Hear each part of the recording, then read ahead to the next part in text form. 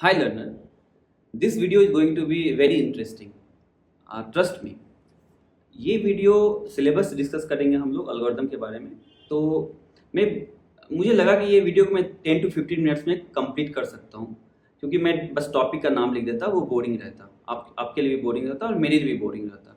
तो मुझे लगा कि क्यों ना ये इस वीडियो को मैं सिलेबस को डिस्कशन करते करते मैं हर टॉपिक पे थोड़ा बहुत ब्रीफली कुछ कुछ आपको इंट्रोड्यूस करूँ। तो this video just like trailer means for the next 25 hours to 30 hours you are going to watch a movie, and before that this is a trailer of 1.5 hour. तो एक तरह से ऐसा समझो कि मैं आपको एक बस पे बैठाऊंगा और एल्गोरिथम के नगरी में एक स्टैंड पॉइंट पे मैं आपको घुमाऊंगा और हर चीज हर टॉपिक को एक बार आप देख के निकल जाओगे। तो इसके बाद आप जब चैप्टर 1 स्टार्ट करेंगे, चैप्टर 2 स्टार्ट करेंगे, चैप्टर 3 स्टार्ट करेंगे, तो वहां पे आपको पता चलेगा कि मैंने अगर मानो एसिम्प्टोटिक नोटेशन को स्टार्ट किया पढ़ाना पहला चैप्टर में, तो आपको ये पता चलेगा कि वो बड़ा सा मूवी का कौन सा पार्ट मैंने उठाया है, कहाँ से उठाया, इसके बाद क्या होने वाला है। तो आई प्रॉमिस यू कि ये वीडियो बहुत इंटरेस्टिंग है। थोड़ा पेशेंस रख के आप बस 1.5 आवर इस वीडियो को देखना, तो आपको क्लियर एल्गोरिथम एक ओवरव्यू पता चलेगा, एक जूम्ड आउट आपको एक पर्सपेक्टिव मिलेगा एल्गोरिथम को लेके। तो let's see in the class. अब स्टार्ट करते हैं सिलेबस का बारे में। एल्गोरिथम का सिलेबस को डिस्कस कर लेते हैं, क्या क्या पढ़ाई करना है इसमें। तो देखो, हम लोग स्टेप्स टू डिजाइन में दो चीज दो छह स्टेप्स को देखे थे, जिसमें से 2 स्टेप को ही पढ़ाई करना था, राइट। सेकेंड था हमारा डिजाइन वाला, जिसके नाम से डा पड़ा था, हमारा सब्जेक्ट का नाम डिजाइन स्ट्रेटजी सेकेंड वाला था। और सिक्स्थ वाला था मेरा एनालाइज वाला, एनालाइज एल्गोरिथम को।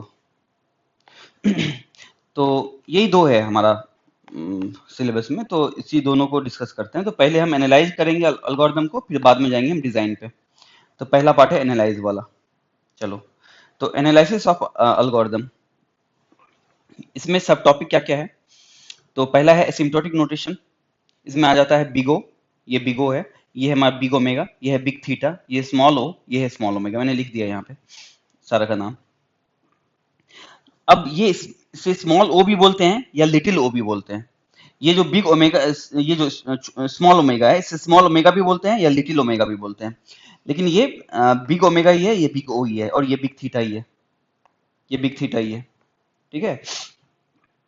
तो ये सब क्या है, ये सिंबल है जो एसिम्प्टोटिक नोटेशन को, एसिम्प्टोटिक नोटेशन के लिए बिग ओ का ये सिंबल ये है, बिग ओमेगा का सिंबल ये है, बिग थीटा का सिंबल ये है, बिग स्मॉल ओ का सिंबल ये है, स्मॉल ओमेगा का सिंबल ये है। हाँ, ये सिंबल है। इसके लिए ऑपरेटर भी यूज होता है। अगर बिग ओ का बात करें तो यहाँ पे ऑपरेटर होता है मेरा स्मॉलर देन इक्वल टू, और बिग ओमेगा की बात करें तो यहाँ पे ऑपरेटर जो यूज होता है वो होता है greater than equal to. Big theta के लिए जो ऑपरेटर यूज होता है वो इक्वल टू। स्मॉल ओ या लिटिल ओ के लिए जो ऑपरेटर यूज होता है वो होता है स्ट्रिक्टली स्मॉलर देन। और लिटिल ओमेगा के लिए जो ऑपरेटर यूज होता है दैट इज स्ट्रिक्टली ग्रेटर ना। ये अच्छे से पढ़ेंगे जब हम चैप्टर 1 पे जाएंगे। तो चलो आगे आते हैं। अब है सेकंड, ये पहला टॉपिक हो गया एसिम्प्टोटिक नोटेशन। सेकंड टॉपिक पे आते हैं, that is time complexity of loops. अब लूप्स क्या, फोर लूप या वाइल लूप। और क्यों पढ़ रहे हैं ये टाइम कॉम्प्लेक्सिटी ऑफ लूप्स पे क्यों जा रहे हैं, क्योंकि लूप जितने बार चलेगा उतने बार उस लूप के अंदर में जो भी स्टेटमेंट लिखा हुआ रहेगा वो स्टेटमेंट उतने बार वो एग्जीक्यूट करेगा, राइट। तो अगर लूप नहीं दिया हुआ है एल्गोरिथम में तो हमारा टाइम कॉम्प्लेक्सिटी हम बोल सकते हैं वो ऑर्डर ऑफ कांस्टेंट है, थीटा ऑफ कांस्टेंट है। क्यों, क्योंकि अगर लूप है ही नहीं तो स्टेटमेंट कितने टाइम चलेगा, एक हर सारा स्टेटमेंट वन टाइम एग्जीक्यूट होगा। तो ऑर्डर ऑफ कुछ 10 टाइम्स या order of 1 lakh time, constant time कुछ होगा तो ऑर्डर ऑफ 1 हुआ। लेकिन अगर टाइम कॉम्प्लेक्सिटी फंक्शन में देखना है कि ऑर्डर ऑफ n है या log n है या log n है या n स्क्वायर है या एक्सपोनेंशियल है कुछ फंक्शन में, तो वो देखेंगे कि क्या लूप कितने बार चला है। क्यों, कि लूप के अंदर में जो भी स्टेटमेंट है वो उतना बार ही एग्जीक्यूट करेगा वो जितने बार लूप चलेगा, तो वो डिपेंडेंट है लूप पे। तो इसलिए हम टाइम कॉम्प्लेक्सिटी ऑफ लूप को देखते हैं। और उसमें क्या आ जाता है, फोर लूप देखेंगे, वाइल लूप देखेंगे।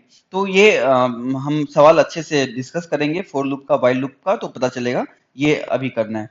बाकी स्पेस कॉम्प्लेक्सिटी ऑफ लूप्स का बात करें तो ये कांस्टेंट ही रहता है, क्योंकि लूप फोर लूप के लिए क्या करते हैं हम, इंटीजर आई एक वेरिएबल लेते हैं, मानो बहुत से बहुत एक जे वेरिएबल लेते हैं, तो एक वेरिएबल लीजिए जो इंटीजर का क्या हुआ, 2 बाइट का हुआ इंटीजर। अगर मानो फ्लोट भी लिए तो 4 बाइट का हुआ, तो 4 बाइट, फोर क्या है मेरा, 4 बाइट क्या है, कांस्टेंट है। दैट्स वाई उसका स्पेस कॉम्प्लेक्सिटी क्या होगा, order of one, order of constant. तो स्पेस कॉम्प्लेक्सिटी ऑफ लूप का बात करें तो वो कांस्टेंट ही रहेगा। अब आगे आते हैं time complexity and space complexity of recursive algorithm. ये इंपॉर्टेंट है रिकर्सिव एल्गोरिथम हमारा पढ़ना, कि रिकर्सिव एल्गोरिथम भी एक तरह से लूप ही है। क्यों, एक फंक्शन खुद को कॉल कर रहा है, मानो ए ऑफ एन, मानो यहां पे देखो ए ऑफ एन है, ये कॉल कर रहा है ए ऑफ एन माइनस वन, हाँ, फिर ए ऑफ एन माइनस टू, फिर ए ऑफ एन माइनस थ्री, ऐसे कर करके लास्ट में जाएगा वो termination condition A of one. तो हो क्या रहा है देखो, कितने बार वो चला कि वन हो गया। तो एक तरह से ये भी लूप है ना, बहुत बार चल रहा है, खुद को कॉल कर रहा है, ये ए ऑफ एन माइनस वन किए तो फिर इधर ही कॉल हुआ, खुद को कॉल कर रहा है, एक लूप है एक तरह से ये भी रिकर्सिव एल्गोरिथम। तो अब क्योंकि टाइम कॉम्प्लेक्सिटी लूप के लिए निकालते हैं, हाँ, कोई भी लूप के लिए वो इंपॉर्टेंट है निकालना, क्योंकि उसके अंदर में कौन सा स्टेटमेंट कितने बार है वो इंपॉर्टेंट है, कितने बार वो एग्जीक्यूट किया। तो रिकर्सिव एल्गोरिथम का टाइम कॉम्प्लेक्सिटी, स्पेस कॉम्प्लेक्सिटी, ये जो निकालने के लिए पहले हम एक रेकरेंस रिलेशन बनाते हैं। हाँ, वो जब हम क्वेश्चन सॉल्व करेंगे तो उसमें देखेंगे कि एक रेकरेंस रिलेशन बन जाता है कुछ इस टाइप का, आप देखे होंगे, t of n equal to 2t n-1, हाँ, प्लस 3 log n, ऐसा कुछ। तो ये होता है, इसी को बोलते हैं रेकरेंस रिलेशन,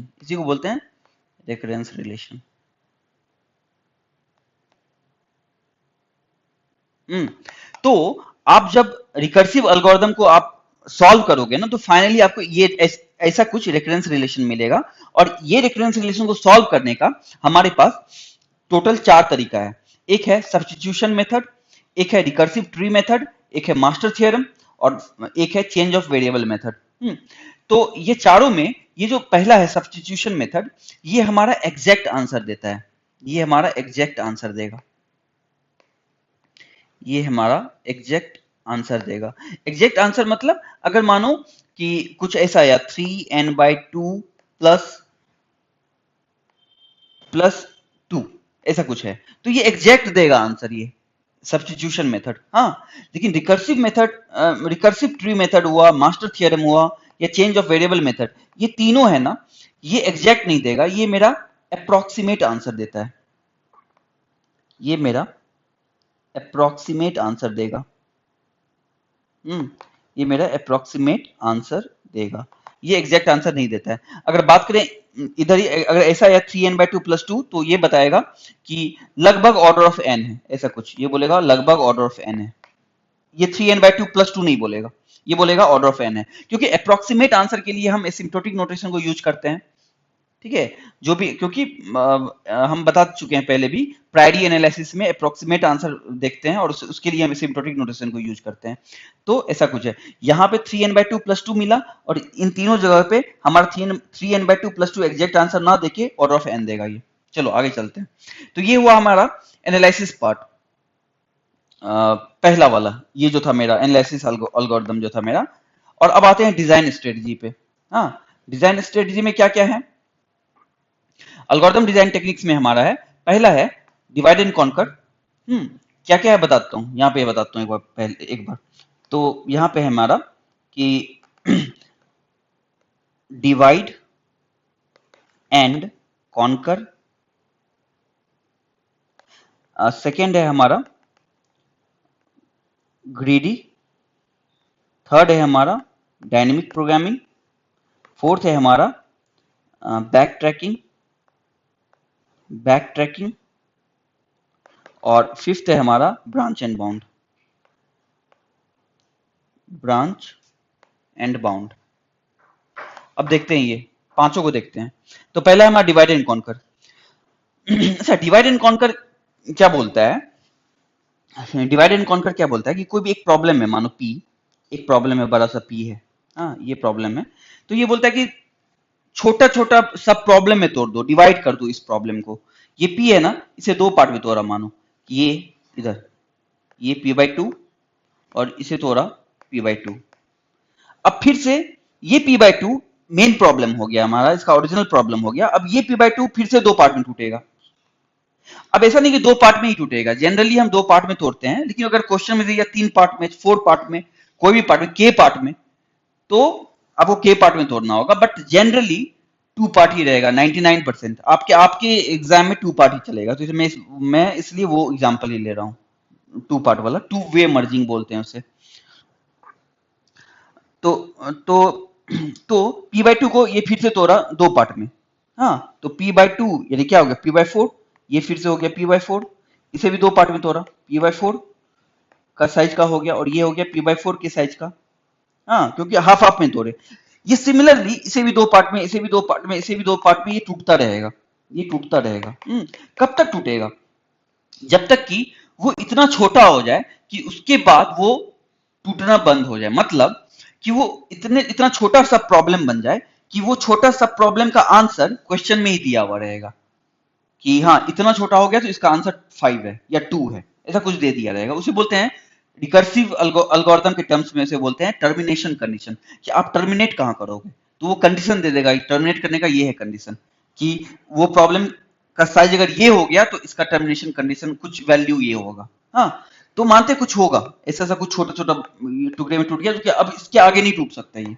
हाँ, तो ये जो पी को इधर हम तोड़े ना, ये पी को जो हम इधर यहाँ पे अभी तोड़े हैं, यहाँ से देखो कितना पूरा पूरा छोटा लेके आए। तो ये जो तो यहाँ पे ब्रेक किया गया है, इसी को बोलते हैं डिवाइड करना। आप क्या किए हो? अब प्रॉब्लम को डिवाइड किए हो।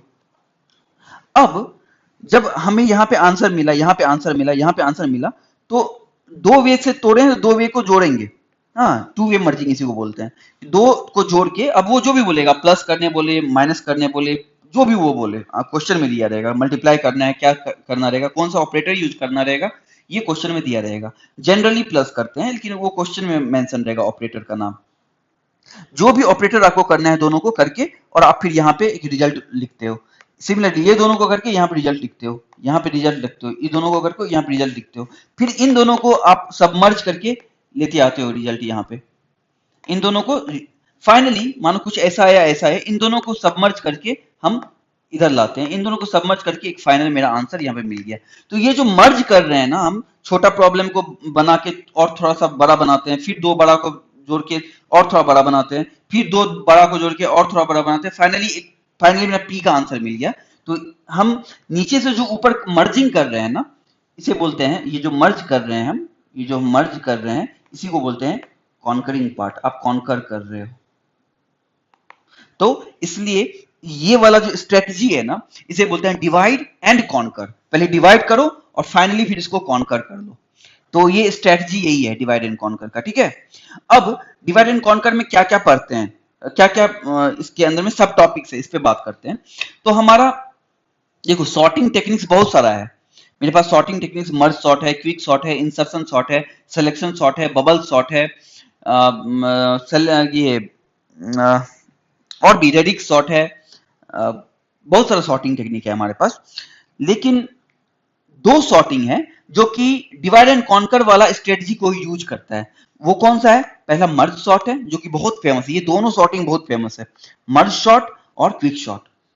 मर्ज सॉर्ट और क्विक सॉर्ट, ये दोनों बहुत ही फेमस सॉर्टिंग टेक्निक है, जो कि डिवाइड एंड कॉन्कर वाला जो भी स्ट्रेटजी बताया ना, ये वाला डिवाइड करके फिर से कॉन्कर करना, यही वाला स्ट्रेटजी को ये फॉलो करता है और प्रॉब्लम को सॉल्व करता है, प्रॉब्लम को सॉर्ट करता है। सॉर्ट का करने का मतलब क्या हुआ? कोई भी एक सीक्वेंस ऑफ नंबर दिया हुआ है, मानो कि 5 8 3 2 1 0 -20 ऐसा कुछ दिया हुआ है, तो उसे सॉर्ट कर दो। सॉर्ट कर दो या तो असेंडिंग ऑर्डर में सॉर्ट कर दो उसे, या तो डिसेंडिंग ऑर्डर में सॉर्ट कर दो उसे।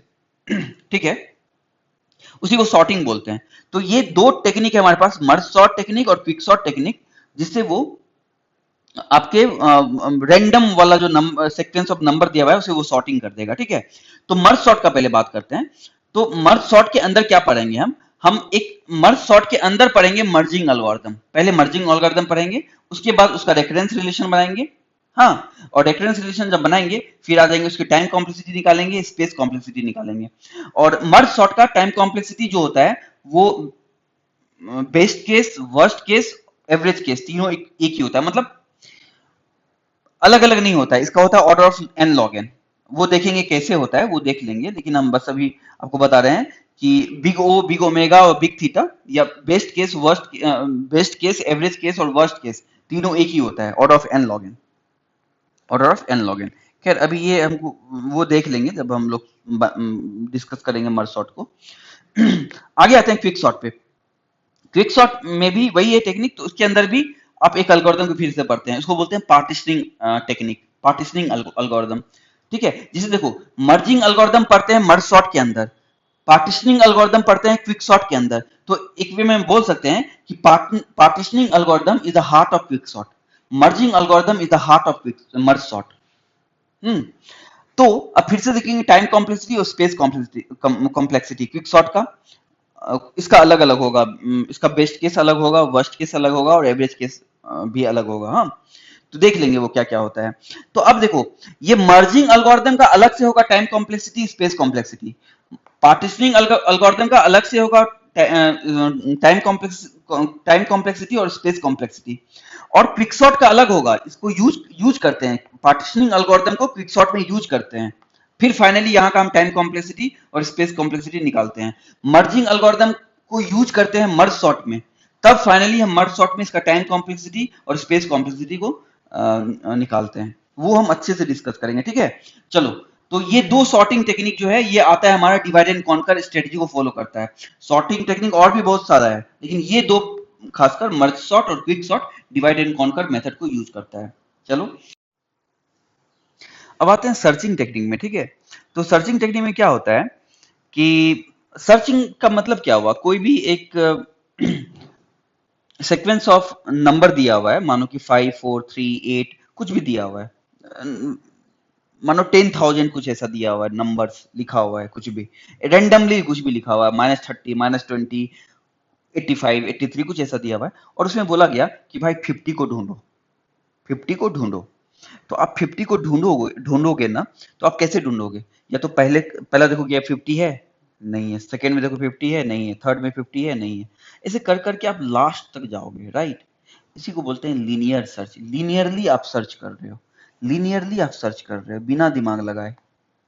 हाँ, तो अगर n साइज का है वो एलिमेंट, अगर n एलिमेंट 1 है 2 है, अगर n है, तो आपको n टाइम लगा ना, कंपेरिजन, n कंपेरिजन लगा, सबसे कंपेयर किया आप, तो उसे बोलते हैं लीनियर सर्च। तो लीनियर सर्च में क्या होता है ना, उसे वो समझ लो उसके पास दिमाग नहीं होता है, वो ब्रूट फोर्स मेथड है, उसको बोलते हैं लीनियर सर्च को ब्रूट फोर्स मेथड बोलते हैं। लेकिन दूसरा मेथड है बाइनरी सर्च, ये है हमारा बाइनरी सर्च। बाइनरी सर्च क्या बोलता है, बोलता है कि भाई स्टार्टिंग से नहीं काम करेंगे, हम कुछ टेक्निक लगाएंगे कि बीच में आएंगे, फिर वो लेफ्ट जाएगा या राइट जाएगा, कुछ होता है। वो बाइनरी सर्च क्या होता है, वो जो बाइनरी सर्च पढ़ेंगे उस पर देखेंगे। बट बाइनरी सर्च जो टेक्निक यूज करता है वो टेक्निक है हमारा डिवाइड एंड कॉन्कर, वो टेक्निक है हमारा डिवाइड एंड कॉन्कर, ये वाला मेथड, डिवाइड एंड कॉन्कर ये वाला मेथड। इसी मेथड को अप्रोक्सीमेटली इसी टाइप का कुछ मेथड को बाइनरी सर्च यूज करता है, ठीक है। लेकिन लीनियर सर्च नहीं यूज करता है, इसलिए लीनियर सर्च इसके अंदर नहीं आ रहा है। हाँ, बाइनरी सर्च यूज करते हैं, order of log n time लेता है, कैसे लेता है देखेंगे बाद में। नेक्स्ट है स्ट्रेसेंस मैट्रिक्स मल्टीप्लिकेशन। मैट्रिक्स मल्टीप्लिकेशन, दो मैट्रिक्स है, मानो लीनियर अलजेब्रा में आपने पढ़ा होगा मैट्रिक्स, एक मैट्रिक्स यहाँ पे है, दूसरा मैट्रिक्स यहाँ पे है, इन दोनों मैट्रिक्स को मल्टीप्लाई कैसे करना है। हाँ, दोनों को मल्टीप्लाई कैसे करना है, कर तो लोगे आप, यहाँ पे कुछ एलिमेंट रहता है, कुछ एलिमेंट रहता है, मानो कुछ एलिमेंट रहता है, कुछ एलिमेंट, आप कैसे मल्टीप्लाई करोगे, मतलब एलिमेंट का मल्टीप्लिकेशन, राइट। तो वो आप रैंडमली कर लो, कंप्यूटर कैसे करेगा, और करता है तो वो कितना टाइम लेगा। तो अब स्ट्रेसेंस मैट्रिक्स मल्टीप्लाई, स्ट्रेसेंस कोई साइंटिस्ट था, वो मैट्रिक्स को मल्टीप्लाई करने का कुछ ये तरीका बताया, तो उसका एल्गोरिथम देखेंगे और उसका कॉम्प्लेक्सिटी भी देखेंगे, क्या टाइम लेता है, क्या स्पेस लेता है।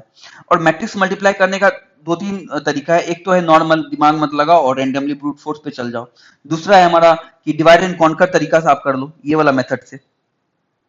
थर्ड है कि मतलब स्टेशंस मैट्रिक्स इसी में कुछ थोड़ा अपडेट किया, डिवाइड एंड कॉन्कर में ही कुछ अपडेट किया। तो स्टेशन मैट्रिक्स मल्टीप्लिकेशन भी डिवाइड एंड कॉन्कर को ही फॉलो करता है और कुछ ज्यादा अपडेट कर देता है कुछ, ताकि कुछ ऑर्डर ऑफ 2 पावर कुछ तो है, हाँ, order of n power 2.81 time लेता है ये। ऐसा कुछ है। स्टेशंस मैट्रिक्स ना ये लेता है order of n power 2.81। Normally order of n cube रहता है, तो थोड़ा सा ये वो डिक्रीज कर पाता है, देखेंगे वो कैसे होता है। चलो, तो ये था हमारा पहला डिजाइन स्ट्रेटजी जो था हमारा डिवाइड एंड कॉन्कर। ये देखो डिवाइड एंड कॉन्कर। अब सेकंड क्या है, ये हो गया हमारा। सेकंड क्या है, ग्रीडी। तो ग्रीडी पे चलते हैं। ग्रीडी टेक्निक में क्या होता है, ग्रीडी मतलब क्या हुआ, लालची। लालची बंदर का कहानी सुने हो, या लालची, हाँ, लालची बंदर। तो अधिकतर लोग लालची ही होते हैं। This is the means the person who follows the rat race, वो ग्रीडी टेक्निक को यूज करते हैं। भाई हाँ, ये कर लूंगा तो ये हो जाएगा, यहाँ से शॉर्टकट ये हो जाएगा तो वो हो जाएगा, पैसा। वो कौन सा मूवी था उसमें, हेरा फेरी, फिर हेरा फेरी, एक दिन में या 100 दिन में पैसे डबल, वही वाला चीज है। तो ग्रीडी टेक्निक क्या करता है कि ये लालची होता है, तो ये जो भी डिसीजन लेता है ना, लालच वाले निगाहों से लेता है ये डिसीजन। तो पहला इसके अंदर जो प्रॉब्लम है वो है single source shortest path problem. कि सिंगल सोर्स होगा और वहां से शॉर्टेस्ट पाथ आपको निकालना है। जैसे यहां देखो, एक ग्राफ है A B C D E ऐसा कुछ दिया हुआ है, और ये मेरा ग्राफ क्या है, ये मेरा ग्राफ है अनडायरेक्टेड है, कोई भी डायरेक्शन नहीं है, एजेस में कोई डायरेक्शन नहीं है, और वेटेड ग्राफ है। वेटेड मतलब कुछ कॉस्ट दिया हुआ है, जैसे ए से बी जाने का 2 कॉस्ट है ना, ए से बी जाने का, बी से डी जाने का 4 है, ऐसा कुछ है। सब सारा 2 वर्टाइसेस के बीच में एज का कॉस्ट दिया हुआ है। अब है कि अगर ए है हमारा सोर्स, सिंगल क्या है नाम, single source shortest path algorithm. अगर ए मेरा सोर्स है, तो सोर्स से अगर मान मेरा 3 तक जाना है, बोल दिया क्वेश्चन में, ये बोल देगा कहां तक जाना है, सोर्स भी बता देगा और डेस्टिनेशन भी वो बता देगा। तो सिंगल सोर्स शॉर्टेस्ट पाथ, कहां तक डेस्टिनेशन। अगर ए से 3 ई पे जाना है, तो बताओ कौन सा तरीका सही है। मानो ये वाला रास्ते पे गए तो 5 1 6, ये वाला 5 और 1 6, इधर गए तो 7, ये वाला 7 ले जा रहा है, ये जाओ 2 और 1, देखो ये वाला रास्ता, ये 2 1 3, मतलब ए बी ई, इससे छोटे में कोई नहीं ले जा रहा है। तो ये जो single source shortest path algorithm है ना, ये एल्गोरिथम को आप चलाओगे ना, तो ये आपको आंसर दे देगा ए बी ई। अगर ये ग्राफ को अगर हम इनपुट डालेंगे एल्गोरिथम में, तो वो आंसर दे देगा ए बी ई, और आंसर 3 दे देगा। ठीक है, तो ये single source shortest path algorithm को सॉल्व करने का दो एल्गोरिथम है। एक है डाइकस्ट्रा एल्गोरिथम, ये है डाइकस्ट्रा एल्गोरिथम, और ये है बेलमैन-फोर्ड एल्गोरिथम। ठीक है, अब देखो डाइकस्ट्रा एल्गोरिथम जो है ये ग्रीडी टेक्निक को यूज करता है, जो अभी हम पढ़ रहे हैं ग्रीडी टेक्निक, ये ग्रीडी टेक्निक। लेकिन ये बेलमैन-फोर्ड एल्गोरिथम है ना, ये डायनेमिक प्रोग्रामिंग टेक्निक को यूज करता है, ये ग्रीडी में नहीं आता है। अब आप बोलोगे भैया ग्रीडी में नहीं आता, क्यों लिख दिए ग्रीडी के अंदर, कंफ्यूज करने के लिए? नहीं, कंफ्यूज करने के लिए नहीं, क्योंकि single source shortest path algorithm को 2 तरीका से सॉल्व कर सकते हैं, ये चीज बताने के लिए हम एक ही जगह पे लिखे हैं। तो डाइकस्ट्रा जो है ये ग्रीडी टेक्निक को यूज करता है, बेलमैन-फोर्ड जो है ये डायनेमिक टेक्निक को यूज करता है। ये डायनेमिक यहाँ पे था ना, ये देखो ग्रीडी के बाद डायनेमिक था, ये डायनेमिक अलग डिजाइन स्ट्रेटजी है। तो डाइकस्ट्रा कर रहा है ग्रीडी टेक्निक को, और बेलमैन-फोर्ड कर रहा है डायनेमिक प्रोग्रामिंग को। अब देखो ये DIJKSTRA ऐसा कुछ है, तो इसका जो प्रोनाउंसिएशन है वो डाइक प्लस स्ट्रा, STRUH ऐसा कुछ, डाइकस्ट्रा ऐसा कुछ करते हैं। ठीक है, तो ये कौन दिया है, ये एक डच कंप्यूटर साइंटिस्ट था, और ये बहुत फेमस है भाई, डाइकस्ट्रा बहुत ज्यादा फेमस है। ये अपना आप कॉलेज में भी देख सकते हो, लैब में होगा, नाम तो होगा इस बंदे का कहीं ना कहीं। आप कहीं इस आप कंप्यूटर साइंस में, ये आपका पीछा नहीं छोड़ने वाला डाइकस्ट्रा, हर जगह मिलेगा, कहीं ना कहीं मिलेगा, आपको टच करेगा। तो ये डच कंप्यूटर साइंटिस्ट था, इसका पूरा नाम था एड्सगर डब्ल्यू डाइकस्ट्रा। हाँ, तो अब ये डायकेस्ट्रा एल्गोरिथम क्या बोलता है कि ये डायरेक्टेड या अनडायरेक्टेड वेटेड ग्राफ पे काम करता है। मतलब कि ग्राफ ग्राफ ये जो था हमारा ग्राफ, यहाँ देखो ये अनडायरेक्टेड था, हो सकता है वो डायरेक्टेड हो।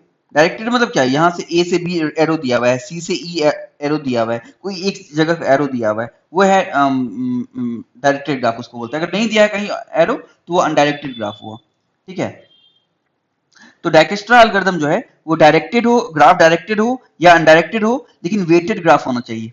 वेटेड मतलब कुछ कुछ कॉस्ट होना चाहिए, 2 4 3 5 1 है ना, ऐसा कुछ कॉस्ट होना चाहिए। उसी को बोलते हैं वेटेड वेटेड ग्राफ। और नॉन निगेटिव एज वेट्स, कोई भी एज वेट निगेटिव नहीं होना चाहिए, जैसे 5 7 -7 नहीं होना चाहिए, -10 नहीं होना चाहिए। उस पर काम करता है डायकेस्ट्रा, वो देखेंगे। अभी हम बस नॉर्मली एक ओवरव्यू दे रहे हैं आपको, ब्रीफली बता रहे हैं, इसके अंदर जाएंगे क्यों ऐसा हो रहा है। और अगर कोई निगेटिव एज वेट है तो वो काम नहीं करेगा, जो बताए ना, क्योंकि पॉजिटिव के लिए काम कर रहा है डायकेस्ट्रा। निगेटिव एज वेट एक भी आया तो वो काम नहीं करेगा। और निगेटिव एज वेट साइकिल आया तब तो और भी काम नहीं करेगा। निगेटिव कुछ भी आया डायकेस्ट्रा काम नहीं करता है। बेलमैन फोर्ड का बात करते हैं, बेलमैन फोर्ड का बात करते हैं, तो क्योंकि ये आता है हमारा डायनेमिक प्रोग्रामिंग के अंदर, राइट, डायनेमिक प्रोग्रामिंग स्ट्रेटजी के अंदर आता है। तो दो रिसर्चर था, एक का नाम था क्या, RICHARD, रिचर्ड बेलमन, और दूसरा है लेस्टर फोर्ड जूनियर। ये दो के नाम से, ये अमेरिकन रिसर्चर था, इन दोनों के नाम से हमारा बेलमन फोर्ड एल्गोरिथम दिया है। ये दोनों मिलके दिया है बेलमन फोर्ड एल्गोरिथम। ठीक है, यहाँ से बेलमन आया और दूसरे वाला साइंटिस्ट के नाम से, रिसर्चर के नाम से फोर्ड आया, तो दोनों मिलके बेलमन फोर्ड बना दिया। ये भी डायरेक्टेड ग्राफ या अनडायरेक्टेड ग्राफ और वेटेड ग्राफ होना चाहिए। सेम सेम कंडीशन जो यहाँ पे डिस्कस हुआ था, सेम कंडीशन। दूसरा, डायकेस्ट्रा निगेटिव एज वेट के लिए काम नहीं करता था, राइट, लेकिन ये निगेटिव एज वेट के लिए काम करेगा। Second, does not work if negative weight cycle reachable from the source. अब देखो, निगेटिव एज वेट साइकिल यहां पे था तो ये काम नहीं कर रहा था, ये भी काम नहीं करेगा निगेटिव एज वेट साइकिल अगर रहा तो कब, जब वो रीचेबल फ्रॉम द सोर्स है। इसका मतलब क्या हुआ रीचेबल फ्रॉम द सोर्स, ये देखो, ये हमारा सोर्स है ना, ये मेरा सोर्स है ना, ये मेरा सोर्स है।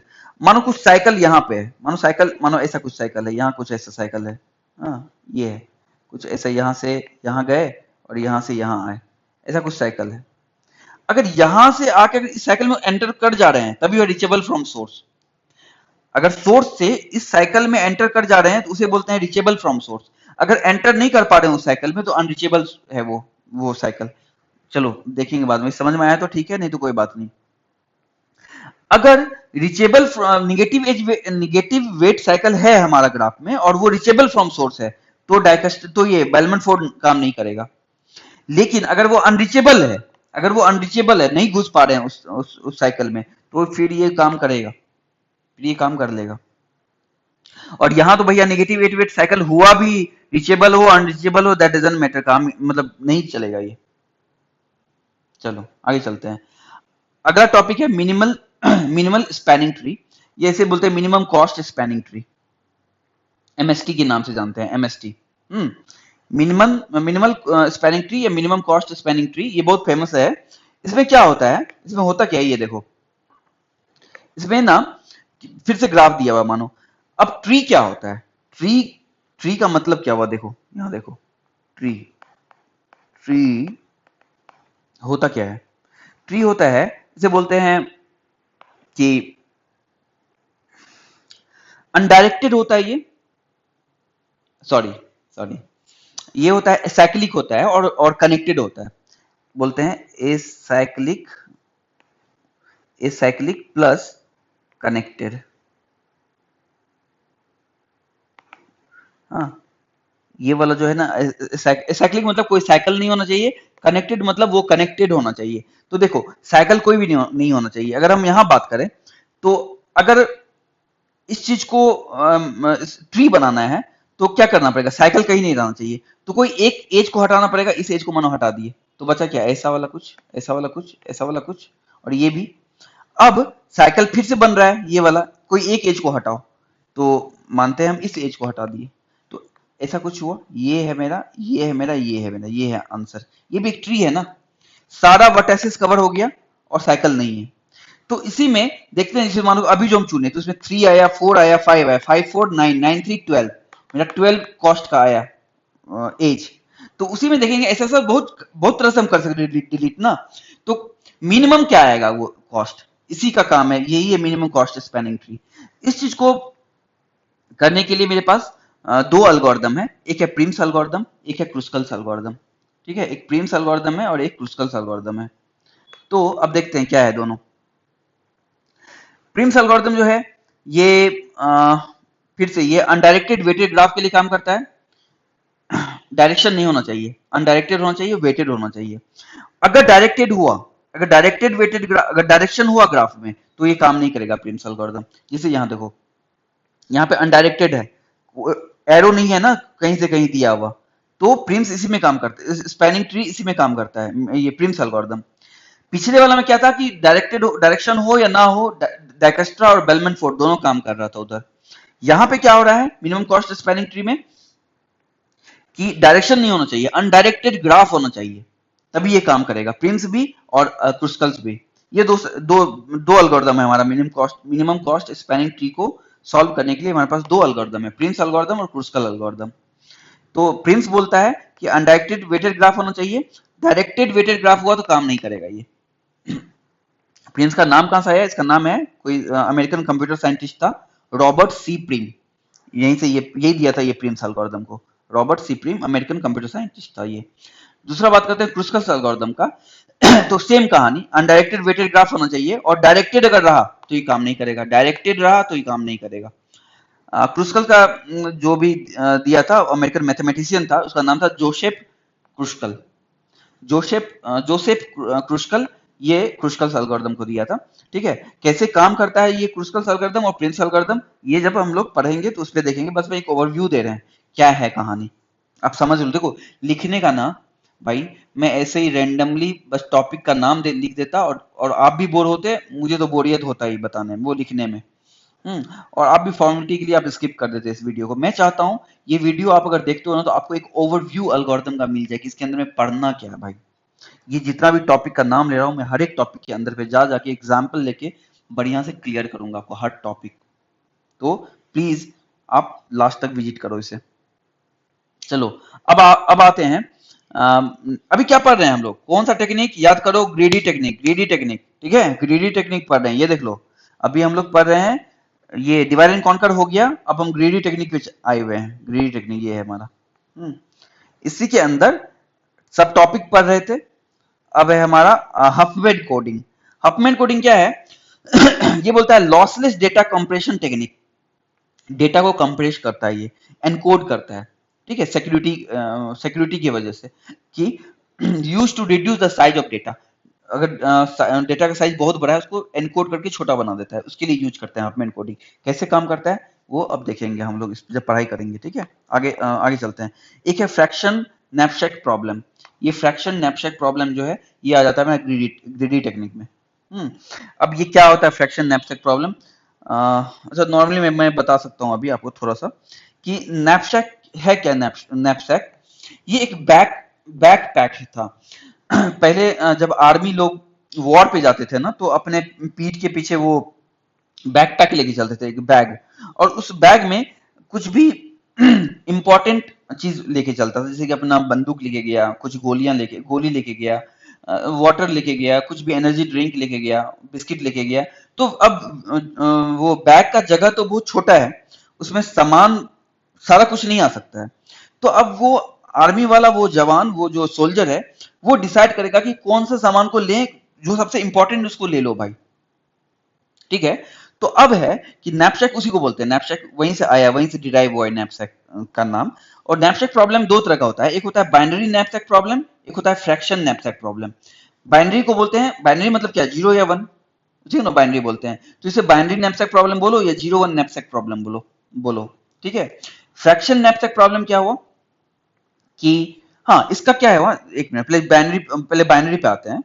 तो बाइनरी क्या बोलता है कि आप कोई भी सामान को अपने बैग में रख रहे हो ना, या तो आप उस सामान को लो या तो मत लो, उसे तोड़ के मत लो, उसका पार्ट मत लो, उसका फ्रैक्शन मत लो।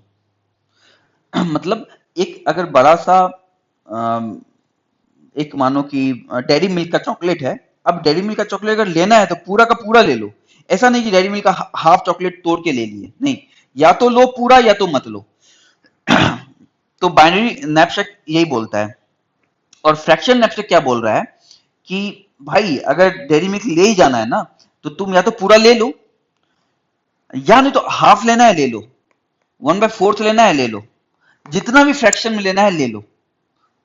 तो ये बोलता है कि ये ऐसा कुछ स्ट्रिक्ट नहीं बोलता है कि लेना है तो पूरा लो या तो मत लो।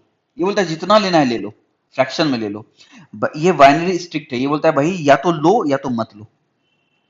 हाँ, अब किस क्या चीज में, नैपसेक बैग में वो एक फिक्स अमाउंट ऑफ स्पेस है मेरे पास, वहां पे हमको इंपॉर्टेंट चीजों को डालना है उसमें।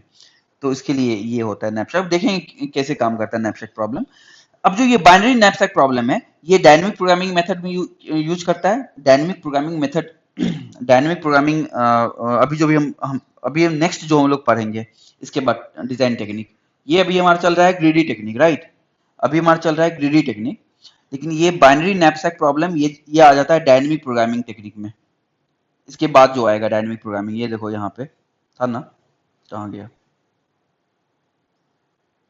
ग्रीडी चल रहा है अभी, इसके बाद डायनेमिक आएगा, ठीक है। तो हमारा ये जो यहाँ पे है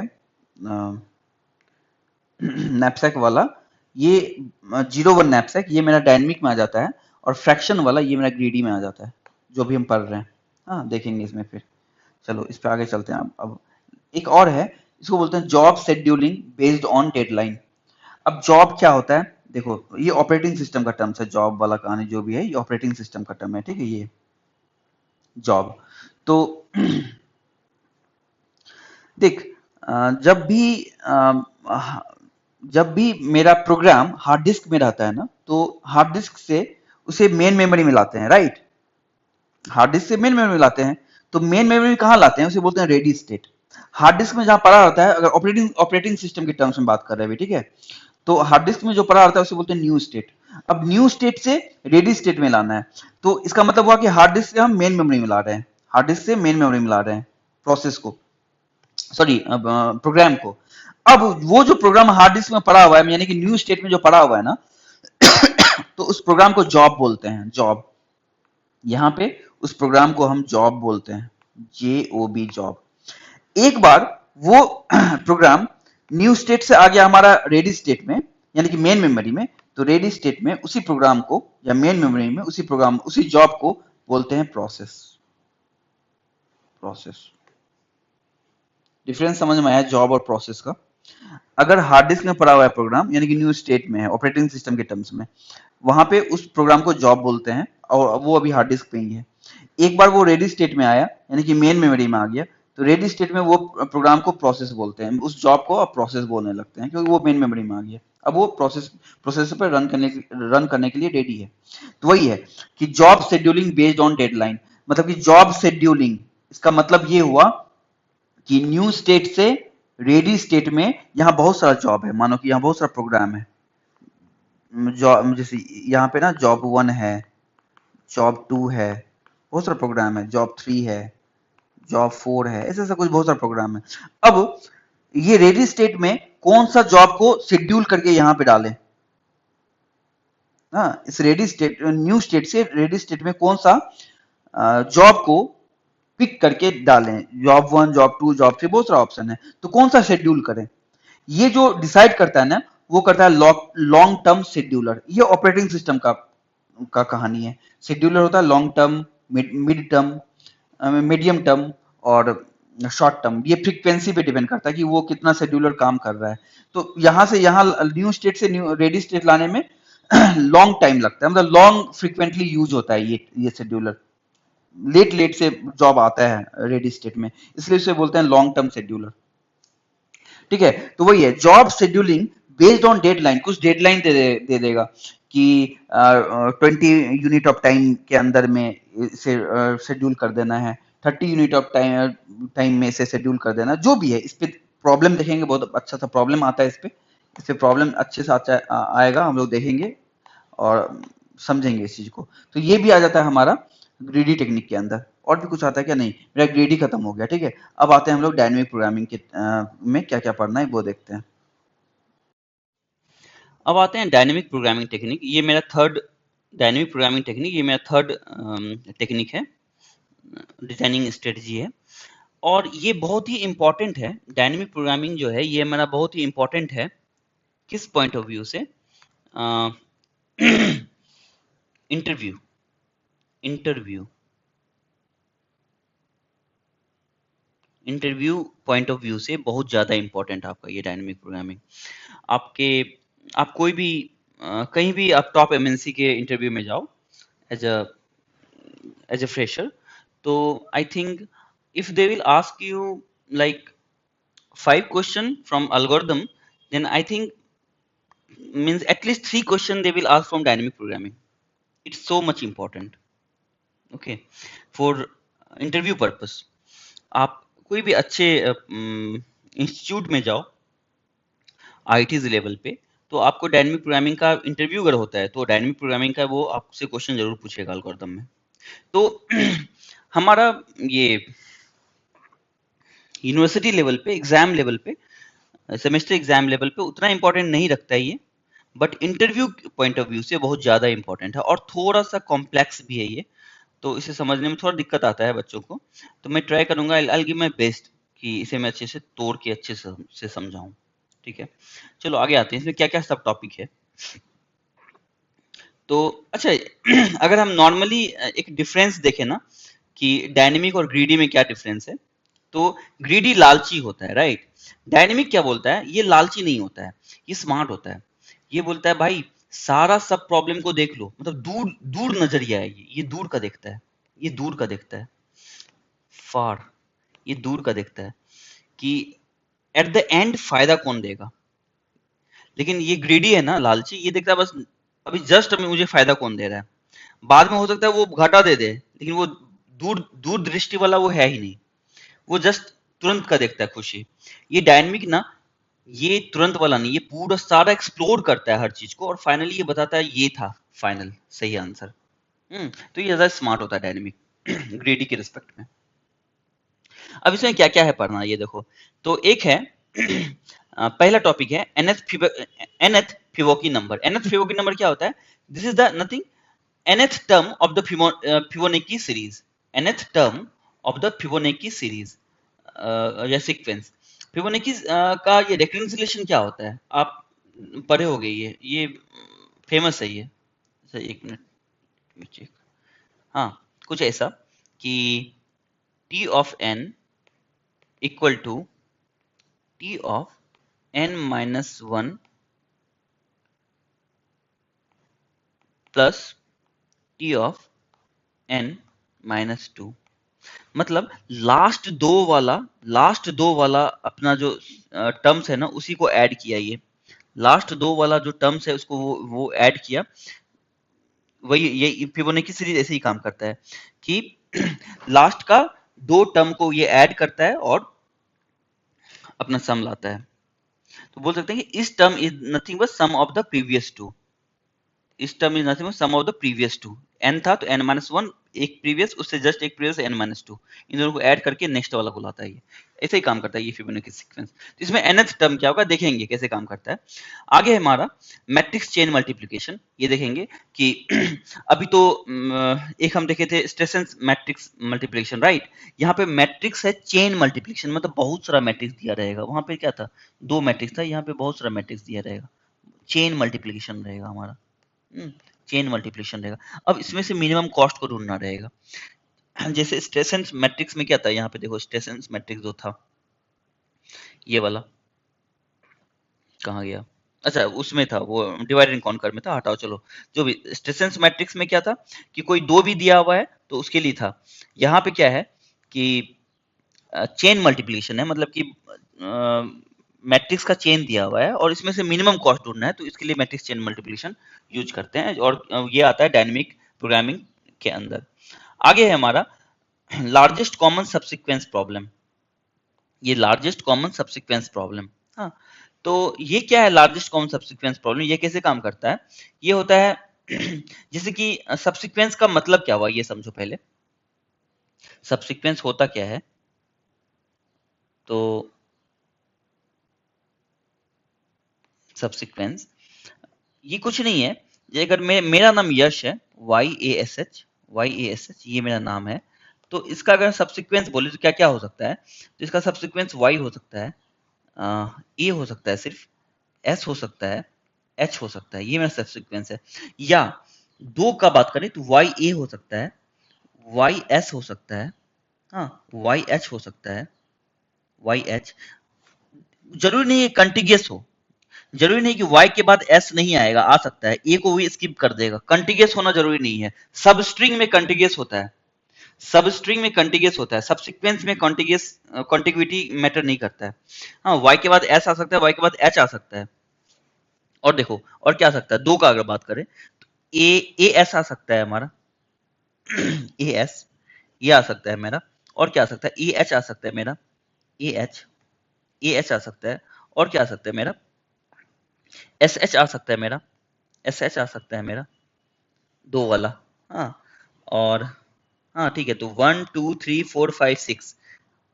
अगर हम तीन का बात करें, तीन का बात करें तो YAS ये हुआ, फिर YSH ये हुआ, फिर ASH ये हुआ, और क्या होगा,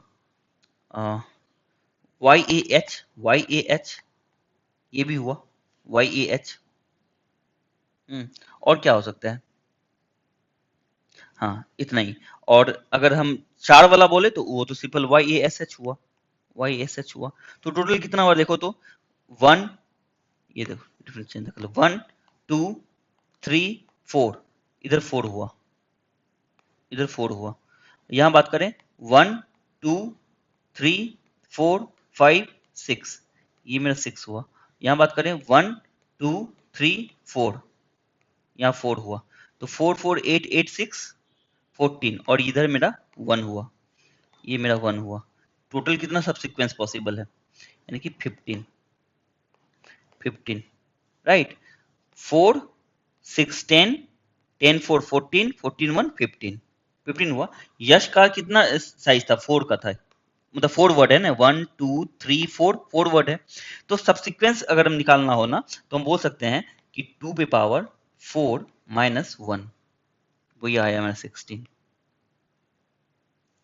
15 15, यही वह सबसीक्वेंस। अब हम बोल रहे हैं कि चलो ठीक है, एक ये हुआ मेरा सबसीक्वेंस, ठीक है। अब कॉमन सबसीक्वेंस मतलब एक यश नाम है और कुछ और भी नाम है, मानो कि कुछ एक नाम है ASHU, आशु नाम है।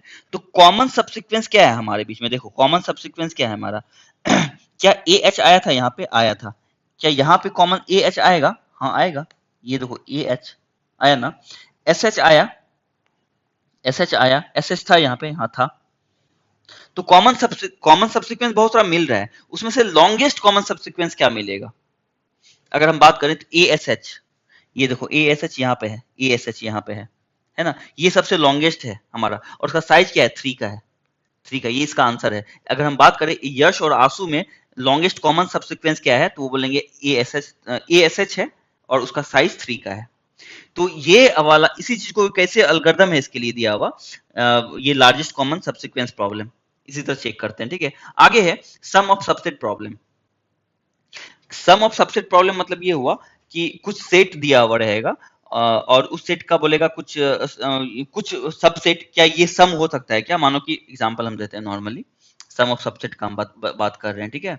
ये सब तो ऐसे हम डिस्कस करेंगे जब हमारा रहेगा, लेकिन हम नॉर्मली आपको बता रहे हैं। जैसे मानो सेट दिया हुआ है मेरा कि 1 4 5 7 और मानो कि 10, हाँ। और हम बोले क्या सम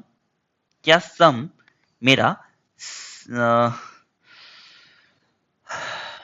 11 12 पॉसिबल है सम, हम बोलेंगे क्या 12 सम मेरा 12 पॉसिबल है, तो देखो 7 + 5 12 पॉसिबल है, तो ये आंसर देगा ट्रू, हाँ है पॉसिबल। अब अगर हम बोले क्या 13 पॉसिबल है, 13 देखो 7 + 5 12 + 1 13, हाँ ट्रू पॉसिबल है। क्या 14 पॉसिबल है, 14, तो 10 + 4 14, हाँ है ट्रू ट्रू। अच्छा क्या क्या 6 पॉसिबल है, हाँ है। मानो मानो 8 पॉसिबल है, 8। तो देखो 4 प्लस 1 5, 7 प्लस 1 8 पॉसिबल है, 8। 9 पॉसिबल है, 8 के लिए भी ट्रू आ गया। 9 पॉसिबल है, 9। 5 5 9, 9 भी पॉसिबल है। चलो 3 पॉसिबल है, चलो 3 पॉसिबल चेक करो। 3 3 3 नहीं है पॉसिबल, 3 नहीं पॉसिबल, 3 के लिए फॉल्स आ गया। ठीक है, तो ये ट्रू फॉल्स में आंसर देगा, ऐसा ही कुछ। तो sum of subset problem, sum of sub, sum ये दिया, सम बोला कि 3 है, कहां से? सबसेट, इसके सबसेट से। सम वो दे देगा जैसे हमने बोला 3 है, कहां से? सबसेट से, तो नहीं था पॉसिबल। सम दिए 12, क्या इसके सबसेट से ये 12 पॉसिबल है? हाँ है। सम है मेरा 13, क्या इसके सबसेट से 13 पॉसिबल है? हाँ है। तो यही है sum of subset problem, sum of this subset. समझे बात को? यही है सम ऑफ सबसेट प्रॉब्लम। तो आगे आते हैं, कहाँ है? हाँ, सम ऑफ सबसेट प्रॉब्लम, ये भी आ जाता है हमारा डायनेमिक प्रोग्रामिंग के अंदर में। अगेन 0-1 नैपसेक के बारे में हम लोग डिस्कस कर चुके हैं, क्योंकि फ्रैक्शन वाला नैपसेक वो था हमारा ग्रेडी में, 0-1 नैपसेक, बाइनरी नैपसेक, ये आ गया हमारा डायनेमिक प्रोग्रामिंग में। एक चीज और, अगर मेरा ये 0-1 नैपसेक प्रॉब्लम डायनेमिक से भी सॉल्व कर सकते हैं, और आगे का जो है बैक ट्रैकिंग, याद है बैक ट्रैकिंग हम बोले थे, डिजाइन टेक्निक, बैक ट्रैकिंग और ब्रांच एंड बाउंड, तो बैक ट्रैकिंग से भी हम सॉल्व कर सकते हैं 0-1 नैपसेक प्रॉब्लम को, और 0-1 नैपसेक प्रॉब्लम को हम डायनेमिक से भी सॉल्व कर सकते हैं। तो कब जाएंगे बैक ट्रैकिंग पे और कब जाएंगे 0-1 नैपसेक पे? तो अगर मेरा बैक का साइज, नैपसेक का साइज छोटा है छोटा है, तो हम डायनेमिक को प्रिफर करते हैं। अगर लार्ज है तो फिर हम बैक ट्रैकिंग वाले को प्रिफर करते हैं, वो ज्यादा एफिशिएंट रहेगा। देखेंगे वो सब दोनों चीज, ठीक है। Again sum of subset problem, ये हम डायनेमिक में भी करते हैं और बैक ट्रैकिंग में भी करते हैं, बैक ट्रैकिंग टेक्निक में भी करते हैं। तो कब करेंगे डायनेमिक से? तो बोला है कि deciding whether any subset exist whose sum equals a given target, true और फॉल्स। इसका आंसर हुआ ट्रू और फॉल्स ना, तो उस केस में हम डायनेमिक को करेंगे, और वो बोलेगा कौन कौन सा ऐसा सबसेट है ये बताओ, लिस्ट करो। तो वहां से ट्रू फॉल्स नहीं, वहां बताना पड़ेगा ये सबसेट है, उसके लिए बैक ट्रैकिंग को यूज करते हैं। चलो ठीक है, अब पता नहीं समझ आया या नहीं आया, वो देखेंगे हम लोग। बैक ट्रैकिंग एक अलग डिजाइन टेक्निक है, जैसे डायनेमिक प्रोग्रामिंग है ना, इसके बाद बैक ट्रैकिंग पढ़ेंगे, और लास्ट है ब्रांच एंड बाउंड। आगे है all pair shortest path problem. All pair shortest path problem क्या बोलता है? वो जो था single source shortest path problem, याद है? इसमें बोलता है, उसमें क्या था सिंगल सोर्स में, कि कोई एक को हम सिंगल सोर्स बना दिए थे, राइट, और वहां से हम बोले थे ई तक पहुंचो। यहाँ पे वो नहीं हो रहा है, यहाँ पे बोला है all pair shortest path problem, मतलब हर पेयर में शॉर्टेस्ट पाथ बताओ। अब ये बताओ पेयर मतलब क्या होता है? कोई दो चीज को चूज करो। यहाँ पे देखो 1 2 3 4 5, 5 नोड है, 5 नोड में अगर कोई दो चीज को हम चूज करते हैं, तो परमुटेशन कॉम्बिनेशन में है ना, कॉम्बिनेशन में कि 5C2 वे से हम चूज करते हैं कोई भी दो चीज को, 5 में से कोई भी दो चीज को चूज करना है बिना अरेंजमेंट का, तो कैसे करोगे? 5C2, 5C2 का फॉर्मूला क्या होता है? एनसीआर का फॉर्मूला होता है n factorial upon r factorial into n minus r factorial, ये होता है। तो इसका क्या होगा? 5 फैक्टोरियल अपॉन 5 माइनस 2 फैक्टोरियल, क्या हुआ? 3 फैक्टोरियल इंटू 2 फैक्टोरियल। हाँ, तो इसको सॉल्व करो, क्या होगा? 5 इंटू 4 इंटू 3, हाँ, into weight into 3 factorial upon 3 factorial into 2 factorial. ये 3 फैक्टोरियल 3 फैक्टोरियल गया, 2 फैक्टोरियल यहाँ पे 2 जा, 5 2 जा 10, मतलब कि हमारे पास अब 10 पेयर यहाँ पे है। इस ग्राफ का अगर बात करें, तो अगर हम किसी दो भी नोड को चूज करते हैं, तो हमारे पास ऐसा 10 पेयर बनेगा, और हर 10 पेयर के लिए शॉर्टेस्ट पाथ को हमको ढूंढना है।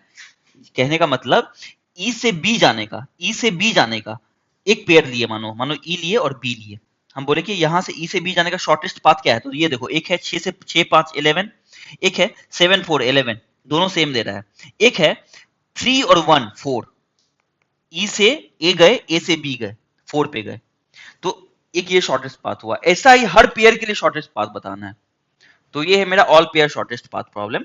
तो single source shortest path problem हमारा काम करता है वो कौन? डाइकेस्ट्रा और बेलमैन फोर्ड, राइट। डाइकेस्ट्रा आ जा रहा था हमारा ग्रीडी में, और बेलमैन फोर्ड आ रहा था हमारा डायनेमिक में। सिंगल सोर्स का बात कर रहे हैं, लेकिन यहाँ है all pair shortest path problem, तो ये डाइकेस्ट्रा यहाँ फेल कर जाएगा। वो क्या नाम है उसका, बेलमैन फोर्ड, वो भी फेल कर जाएगा क्योंकि वो सिंगल सोर्स को पकड़ता है। ऐसा नहीं कि फेल नहीं ही कर पाएगा। मानो को डायक्स्ट्रा को लगाना है, करवाना ही है इस चीज को, तो जितने बार सोर्स को चेंज करोगे डायक्स्ट्रा उतना बार लगेगा। मतलब 10 पेयर है ना, तो 10 टाइम्स डायक्स्ट्रा लगाना पड़ेगा, 10 टाइम्स बेलमैन फोर्ड को लगाना पड़ेगा, तब वो काम करेगा। लेकिन वो एफिशिएंट एल्गोरिदम नहीं रहेगा, वो बहुत ज्यादा टाइम ले लेगा। 10 टाइम्स यूज कर रहे हैं डायकस्ट्रा को, 10 टाइम्स यूज कर रहे हैं बेलमैन फोर्ड को। इसलिए डायनेमिक प्रोग्रामिंग बोल रहा है भाई वो सब चीज छोड़ो, एक बार लगाओ, एक बार चलाओ ये all pair shortest path algorithm को, वो आंसर दे देगा। तो ये ज्यादा एफिशिएंट है, तो इसके बारे में हम लोग पढ़ेंगे। तो अब all pair shortest path problem को सॉल्व करने के लिए जो फेमस एल्गोरिदम है वो है फ्लॉयड वार्सल्स एल्गोरिदम। अब अगेन ये फ्लॉयड वार्सल एल्गोरिथम जो दो अमेरिकन कंप्यूटर साइंटिस्ट था, रॉबर्ट डब्ल्यू फ्लॉयड और स्टेफन वार्शल। तो ये फ्लॉयड यहां से आया और वार्शल दूसरे साइंटिस्ट के नाम से आया, तो बन गया फ्लॉयड वार्सल एल्गोरिथम। ये किस पे काम करता है? ये डायरेक्टेड ग्राफ पे, अनडायरेक्टेड ग्राफ पे और वेटेड ग्राफ होना चाहिए। मतलब यहाँ पे जरूरी नहीं है कि, क्यों देखो, याद करो, single source shortest path problem directed undirected दोनों में काम कर रहा था। मेरा मिनिमम स्पैनिंग ट्री वो बोल रहा था कि भाई हम अनडायरेक्टेड में ही काम करेंगे, डायरेक्टेड में नहीं करता है वो काम। मिनिमम स्पैनिंग ट्री जहां पे आया वहां पे डायरेक्टेड ग्राफ पे काम नहीं करता है, वो अनडायरेक्टेड पे काम करता है। But single source shortest path problem या all pair shortest path problem दोनों सेम टाइप के ग्राफ पे काम करता है, यानी कि अनडायरेक्टेड हो डायरेक्टेड हो, दैट डजंट मैटर। ठीक है, चलो अब आगे चलते हैं।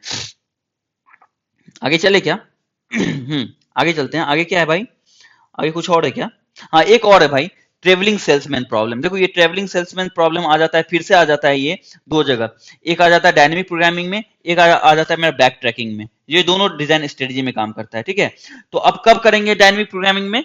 अब होता क्या है ट्रेवलिंग सेल्समैन प्रॉब्लम? ये कुछ नहीं होता है, ये बोलता है भाई एक ट्रेवलिंग सेल्समैन है और ये बोलता है कि हम इतने इतने शहर को, मतलब सुबह निकले और बहुत सारा शहर को विजिट किए एक बार, जस्ट वन टाइम, और विजिट करके फाइनली शाम में वो अपने वापस अपने शहर आ जाता है। तो यही काम है ट्रेवलिंग सेल्समैन प्रॉब्लम का। तो ये क्या करता है? It is use to find the shortest possible root.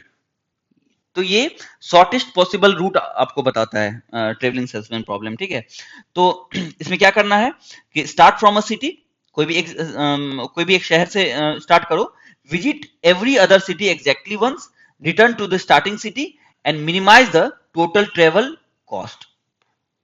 कैसे काम करेगा, क्या रेफरेंस रिलेशन रहेगा, क्या टाइम कॉम्प्लेक्सिटी रहेगा, क्या स्पेस कॉम्प्लेक्सिटी रहेगा, सारा चीज डिस्कस करेंगे इस पे। ठीक है, तो ये ट्रेवलिंग सेल्समैन प्रॉब्लम हमारा डायनेमिक के अंदर भी पढ़ते हैं और बैक ट्रैकिंग डिजाइन स्ट्रेटजी में भी पढ़ते हैं। लेकिन कब पढ़ेंगे डायनेमिक में? अगर मेरे पास नंबर ऑफ सिटीज कम है या मीडियम है तो हम आ जाते हैं डायनेमिक में, लेकिन अगर लार्ज नंबर ऑफ सिटीज है अवेलेबल तो हम बैक ट्रैकिंग में जाते हैं। ठीक है, आगे चलते हैं। देखो बेलमैन फोर्ड एल्गोरिथम बता ही चुके हैं, single source shortest path algorithm, इस पे काम करता है। तो यहाँ पे मेरा डायनेमिक प्रोग्रामिंग, जो कि सबसे इंपॉर्टेंट है इंटरव्यू के लिए बाबू, इसको छोड़ना मत। ये तुम्हारा यूनिवर्सिटी में नहीं पूछेगा एक क्वेश्चन, बट अगर इंटरव्यू में जाओगे, I can guarantee you if they will ask you 5 question, at least 3 question they will ask from dynamic programming. तो ये थोड़ा हार्ड नहीं, मतलब थोड़ा सा ट्रिकी है ये समझना, बट आई प्रॉमिस यू मैं ना तोड़ दूंगा, इस हर टॉपिक को तोड़ूंगा इसमें। ठीक है, अब आगे आते हैं बैक ट्रैकिंग। अब हमारे पास दो डिजाइन स्ट्रेटजी बचा है, बैक ट्रैकिंग और ब्रांच एंड बाउंड। अब हमारा नेक्स्ट डिजाइनिंग टेक्निक है बैक ट्रैकिंग। ठीक है, तो देखते हैं बैक ट्रैकिंग में हम लोग क्या क्या पढ़ेंगे। तो एक है एन क्वींस प्रॉब्लम, एक है ग्राफ कलरिंग, एक है हैमिल्टोनियन साइकिल, एक है सम ऑफ सबसेट प्रॉब्लम। और भी है क्या? हाँ, ये है n queens problem, graph colouring, Hamiltonian cycle और सम ऑफ सबसेट प्रॉब्लम। तो 1 2 3 4 फोर प्रॉब्लम्स को सॉल्व करना है बैक ट्रैकिंग के थ्रू। ये भी एक डिजाइनिंग टेक्निक है। बैक ट्रैकिंग है क्या? ये एक हमारा डिजाइनिंग टेक्निक है, उसी को डिस्कस कर रहे हैं। ये मेरा डिजाइनिंग टेक्निक है, डिजाइनिंग टेक्निक है। तो एन क्वीन प्रॉब्लम क्या बोलता है? देखो एन ना, ये जो एन दिया हुआ है ये कुछ नहीं, ये इंटीजर है भाई, ये इंटीजर है, ये एन इंटीजर है। एन का वैल्यू 1 हो सकता है, 2 हो सकता है, 3, 1 नहीं हो सकता है, 1 से ज्यादा, एटलीस्ट एन का वैल्यू ग्रेटर देन 1 होना चाहिए, तभी ये प्रॉब्लम आएगा। तो 2 हो सकता है, 3 हो सकता है, 4 हो सकता है, 8 हो सकता है, 10 हो सकता है, कुछ भी हो सकता है n का वैल्यू। ये क्वेश्चन में दिया हुआ रहेगा n का वैल्यू। तो इसमें करते क्या है, प्लेस n क्वींस, n का वैल्यू कुछ भी रखो, 4 क्वींस, 8 क्वींस, 5 क्वींस, मान के चलो n का वैल्यू मैंने लिया अभी यहाँ पे 8। तो place 8 queens on an 8 cross 8 chessboard so that no two queens attack each other। या n का वैल्यू मानो 4 लेते हैं, ठीक है। तो 4 क्रॉस 4 का एक चेस बोर्ड रहेगा, 1 2 1 2 3 4, इधर भी ले लो, 1 2 3 4, 4 का रहा। और अब मेरे पास 4 क्वीन है, ठीक है, ये मेरे पास 4 क्वीन है इसमें। अब क्या होता है कि इसमें हम 4 क्वींस को इस चेस बोर्ड पे 4 क्रॉस 4 चेस बोर्ड पे ऐसा रखो कि वो एक दूसरे को अटैक ना करे, एक दूसरे को अटैक ना करे। अटैक कब होता है, जब हमारा सेम रो में 2 क्वीन आ जाए, या सेम कॉलम में 2 क्वीन आ जाए, सेम डायगोनल में 2 क्वीन आ जाए। मानो एक क्वीन यहाँ पे Q1 है और दूसरा क्वीन यहाँ पे Q2 है, तो देखो सेम कॉलम में सेम रो में आ गया तो अटैक हो गया। मानो Q1 यहाँ पे है और Q2 यहाँ पे है, तो देखो सेम डायगोनल में है तो अटैक हो गया। सेम कॉलम का बात करते हैं, Q1 यहाँ पे है तो मानो Q2 उधर है, तो देखो सेम कॉलम में ये अटैक हो गया। ये जो भी ऐसा सेम रो, सेम कॉलम और सेम डायगोनल में कोई भी 2 क्वीन नहीं रहना चाहिए। तो इसी को सॉल्व करते हैं एन क्वीन प्रॉब्लम से, ठीक है। तो इसे बैक ट्रैकिंग मेथड से, डिजाइन टेक्निक से सॉल्व करते हैं। आगे चलते हैं ग्राफ कलरिंग। ये देखो ग्राफ कलरिंग ना, फिर से अगेन मैं आपको बताया था स्टार्टिंग में ही, ये अल्गोरिथम स्टार्ट होने से पहले मैंने बताया था कि आपका लॉजिक बिल्ड करने के लिए डिस्क्रीट मैथ्स आता है, right. And I had told कि discrete maths is nothing but it's a spinal cord of computer science. तो डिस्क्रीट मैथमेटिक्स में एक चैप्टर है, उसका नाम है ग्राफ के बारे में पढ़ना। उसी में सब टॉपिक हमारा रहेगा ग्राफ कलरिंग, जो कि बहुत इंपॉर्टेंट है ग्राफ कलरिंग। तो इस ग्राफ कलरिंग प्रॉब्लम को भी हम क्या कहते हैं, बैक ट्रैकिंग मेथड से, स्ट्रेटजी से ही सॉल्व करते हैं। इसमें करते क्या है, ग्राफ कलरिंग में मानो कि वी वर्टाइसेस दिया हुआ है, ग्राफ में वर्टाइसेस होगा, नोड होगा, राइट। मानो ये ग्राफ है, तो यहाँ पे कितने नोड है अभी, 4, 1 2 3 4 नोड है। नोड बोलो या वर्टाइसेस बोलो। तो मानो वी वर्टाइसेस दिया हुआ है और बोला है यूज एटमोस्ट m कलर्स।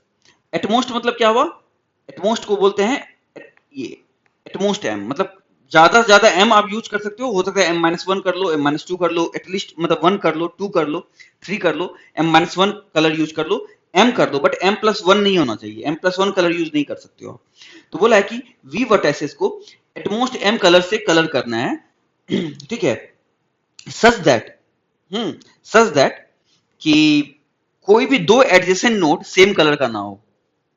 मानो मैं इसे किया ऑरेंज कलर से, ठीक है, और मैं इसे भी कर सकता हूँ ऑरेंज कलर से। देखो ये दोनों वर्टाइसेस एडजेसेंट नहीं है, बट अगर मैं यहाँ पे जाऊंगा एडजेसेंट, ये ऑरेंज कलर से कलर करने, तो ये इसका एडजेसेंट है, ये इसका एडजेसेंट है, तो सेम हो गया ना। तो ये यहाँ पे इस नोट को मैं ऑरेंज से नहीं कर सकता हूँ। तो मानो मैं इधर रेड से कर दिया, मैं इसे रेड से कर दिया, ये रेड से कर दिया, ठीक है। तो अब ये ऑरेंज से कर सकते क्या, नहीं कर सकते, क्योंकि इसका वर्टाइसेस ऑरेंज है, इसका एडजेसेंट वाला ऑरेंज है, इसका भी एडजेसेंट वाला ये है ऑरेंज है। तो क्या रेड से कर सकते हैं, हाँ कर सकते हैं। क्यों, इसका एडजेसेंट रेड नहीं है, इसका एडजेसेंट रेड नहीं है, ये जो है रेड, ये इसका एडजेसेंट है नहीं। तो ऐसे ही ग्राफ कलरिंग में होता है कि आपके पास वर्टाइसेस, जैसे यहाँ पे 4 लिया तो वो वी वर्टाइसेस दे देगा और बोलेगा एटमोस्ट m कलर दे दिया रहेगा कि इतना एटमोस्ट m कलर को यूज करो, और सच दैट 2 एडजेसेंट वर्टाइसेस का सेम कलर नहीं होना चाहिए। एडजेसेंट वर्टाइसेस करने का मतलब अगर दोनों के बीच में डायरेक्ट कोई एज है तो वो दोनों वर्टाइसेस एडजेसेंट होता है, नेबर होता है। मानो कि ये वाला नोड और ये वाला नोड, देखो ये वाला नोड और ये वाला नोड, दोनों के बीच में एज डायरेक्ट नहीं है ना, इसलिए ये दोनों एडजेसेंट नोड नहीं है। लेकिन अगर हम बात करें ये वाला नोड, अगर हम बात करें ये वाला नोड और ये वाला नोड, दोनों में देखो डायरेक्ट एज है, इसलिए दोनों एडजेसेंट एज है। ये ग्राफ में हम लोग पढ़ेंगे। आगे आते हैं हैमिल्टोनियन साइकिल। हाँ, तो बोलता है कि हैमिल्टोनियन साइकिल चेक करना है, तो इसके लिए भी हम बैक ट्रैकिंग मेथड से, डिजाइनिंग स्ट्रेटजी से हम इसे सॉल्व कर सकते हैं। अब हैमिल्टोनियन साइकिल क्या होता है, ये भी अगेन ग्राफ थियरी का ये सब टॉपिक है, डिस्क्रीट मैथ्स अगेन। तो डिस्क्रीट मैथ्स का ग्राफ चैप्टर है वो बहुत ही इंपॉर्टेंट है, खासकर डीएसए पढ़ने के लिए। मैं तो मेरे से अगर पर्सनली सजेशन पूछोगे, मैं बोलूंगा डीएसए स्टार्ट होने से पहले वो ग्राफ चैप्टर को कंप्लीट अच्छे से समझ लो, फिर आपको क्लियर होगा, हर चीज आप अच्छे से समझोगे। खैर वो बात का बात है। तो अब हैमिल्टोनियन साइकिल चेक करना होता है। हैमिल्टोनियन साइकिल क्या बोलता है कि visits every vertex exactly once and returns to the starting vertex. यही है हमारा हैमिल्टोनियन साइकिल। कोई भी मानो ग्राफ दिया हुआ है, मानो कि कोई ग्राफ दिया हुआ है, कुछ भी ऐसा कुछ दिया हुआ है ग्राफ, ऐसा कुछ ग्राफ दिया हुआ है ऐसा।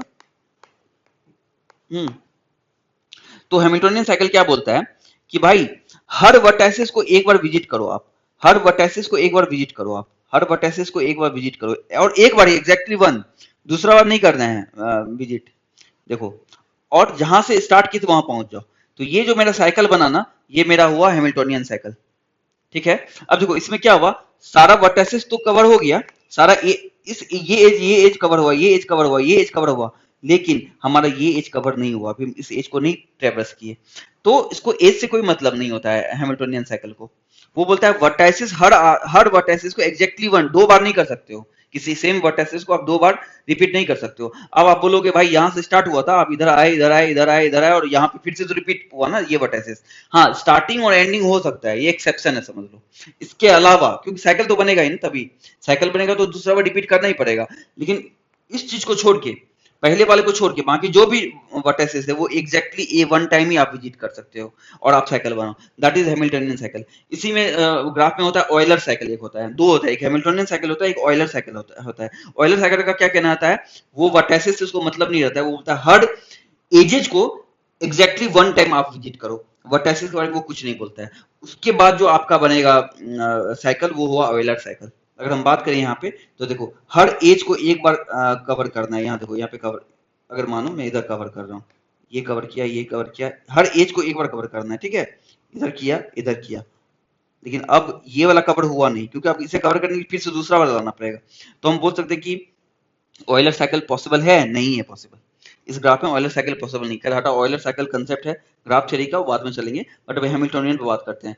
हैमिल्टोनियन का ये कहना है कि हर वर्टाइसिस को एग्जैक्टली वन टाइम आप विजिट करो, एक्सेप्ट पहला वाला, और एज के बारे में कुछ नहीं बोलता है।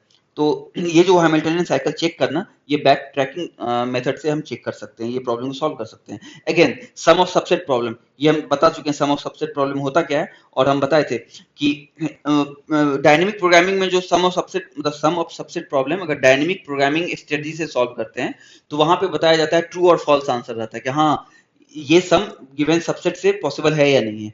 लेकिन बैक ट्रैकिंग में मैंने पहले बताया कि यहाँ पे ट्रू फॉल्स में आंसर नहीं देता है, यहाँ पे बोला जाता है find all subsets whose sum equals to a given target. Given target बोलो या सम बोलो, गिवन सम बोलो या गिवन टारगेट बोलो।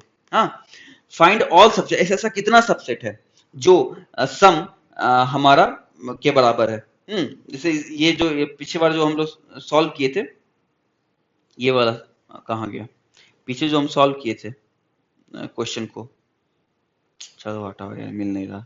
चलो, हाँ आप समझ गए होगे, मैं इस पे जाऊंगा अच्छे से। चलो आगे चलते हैं। आगे में क्या है मेरा, हाँ, तो ये मेरा सम ऑफ सबसेट प्रॉब्लम खत्म हो गया। अच्छा, यहाँ पे वो टाइम कॉम्प्लेक्सिटी बता रहा है ऑर्डर ऑफ 2 पावर n, मतलब एक्सपोनेंशियल टाइम कॉम्प्लेक्सिटी ये लेता है सम ऑफ सबसेट प्रॉब्लम, अगर हम इसके थ्रू करते हैं, बैक ट्रैकिंग के थ्रू। ये कैसे आएगा नहीं आएगा, ये सारा का टाइम कॉम्प्लेक्सिटी देखना है, तो अच्छे से समझेंगे इन चीजों को। तो ये हुआ हमारा फोर्थ स्ट्रेटजी खत्म। अब लास्ट स्ट्रेटजी बचा, designing strategy, that is branch and bound. अब इसे देखते हैं क्या होता है ये ब्रांच एंड बाउंड। तो ब्रांच एंड बाउंड में ये बोलता है कि पहला प्रॉब्लम है 0-1 नैपसैक प्रॉब्लम, फिर है ट्रेवलिंग सेल्समैन प्रॉब्लम। ये दो प्रॉब्लम को डिस्कस करेंगे यहाँ पे ब्रांच एंड बाउंड में, ठीक है। तो 0-1 नैपसैक प्रॉब्लम को हम सॉल्व कर रहे थे डायनेमिक प्रोग्रामिंग में भी, ठीक है। डायनेमिक प्रोग्रामिंग स्ट्रेटजी के थ्रू भी कर सकते हैं 0-1 नैपसैक प्रॉब्लम को, और ब्रांच एंड बाउंड के थ्रू भी हम कर सकते हैं 0-1 नैपसैक प्रॉब्लम को। डायनेमिक प्रोग्रामिंग में क्या था कहानी, अगर मेरा बैग का साइज, मतलब नैपसैक बैग, अगर मेरा नैपसैक बैग का साइज, नैपसैक बैग का साइज डायनेमिक प्रोग्रामिंग में स्मॉल था, तो हम यूज कर रहे थे डायनेमिक प्रोग्रामिंग, राइट, हम यूज कर रहे थे डायनेमिक प्रोग्रामिंग। लेकिन अगर मेरा लार्ज है तो हम प्रीफर करेंगे जीरो ब्रांच एंड बाउंड, ये ज्यादा एफिशिएंट होगा फिर। कैसे होगा फिर देखेंगे इस पे। अब आते हैं ट्रेवलिंग सेल्समैन प्रॉब्लम। तो ट्रेवलिंग सेल्समैन प्रॉब्लम ये कुछ नहीं है, एक सेल्समैन होता है, वो ट्रेवल करता है हर सिटी को, और फाइनली वो अपनी सिटी वापस लौट जाता है। तो वो फाइनली जब अगर सेल्समैन से पूछोगे, क्योंकि सेल्समैन ऐसा व्यक्ति होता है, ऐसा पर्सन होता है जिसे आइडिया रहता है हर सिटी के बारे में, क्योंकि वो घूमते रहता है हर सिटी सॉरी यार, सिटी टू सिटी वो विजिट करते रहता है अपना सेल्स करने के लिए। तो उसे ना आइडिया रहता है कि चलो ये वाला शहर से दूसरे शहर जाने के लिए शॉर्टकट रास्ता क्या है, उस शहर से उस शहर जाने के लिए शॉर्टकट रास्ता क्या है, क्योंकि वो उसका काम ही है ट्रेवल करना और सेल करना। तो intelligently search while discarding branch, अच्छा ये दूसरा चीज बोल रहे हैं, सॉरी सॉरी, ये दूसरा चीज बोल रहा है। चलो ट्रेवलिंग सेल्समैन का काम क्या है ये समझ गया ना। तो ये एक्चुअली करता क्या है ना, कि ये शॉर्टेस्ट पाथ बताता है ट्रेवलिंग सेल्समैन प्रॉब्लम, कि भाई हाँ इस शहर से इस शहर जाने का क्या शॉर्टेस्ट पाथ है, इसी का सॉल्यूशन ये देता है। तो इसे हम लोग ब्रांच एंड बाउंड टेक्निक के थ्रू देखेंगे, ठीक है। अब ये क्या बोलता है, देखो travelling salesman problem dynamic programming में भी पढ़े थे और हम ब्रांच बाउंड में भी पढ़ रहे हैं। तो डायनेमिक प्रोग्रामिंग डिजाइन टेक्निक था एक तरीका, दूसरा तरीका है ब्रांच एंड बाउंड। तो ब्रांच एंड बाउंड को कब प्रीफर करते हैं, बोलता है कि ब्रांच एंड बाउंड में अगर ट्रेवलिंग सेल्समैन प्रॉब्लम को सॉल्व करोगे तो hair it intelligently search while discarding branches that cannot produce a better solution। ये बहुत सारा ऑप्शन जो इसके पास रहता है शहर का, इसे पता रहता है कि ये बेटर सॉल्यूशन देगा नहीं, उसे वो डिस्कार्ड कर देता है। कैसे काम करेगा चलो बाद में देखेंगे, ठीक है। ये मैं अभी तक सिलेबस को डिस्कस कर रहा हूँ, बहुत को लग रहा होगा ये मैं सब्जेक्ट स्टार्ट कर दिया क्या, ये नहीं है, ये मैं बस सिलेबस डिस्कस कर रहा हूँ, ठीक है।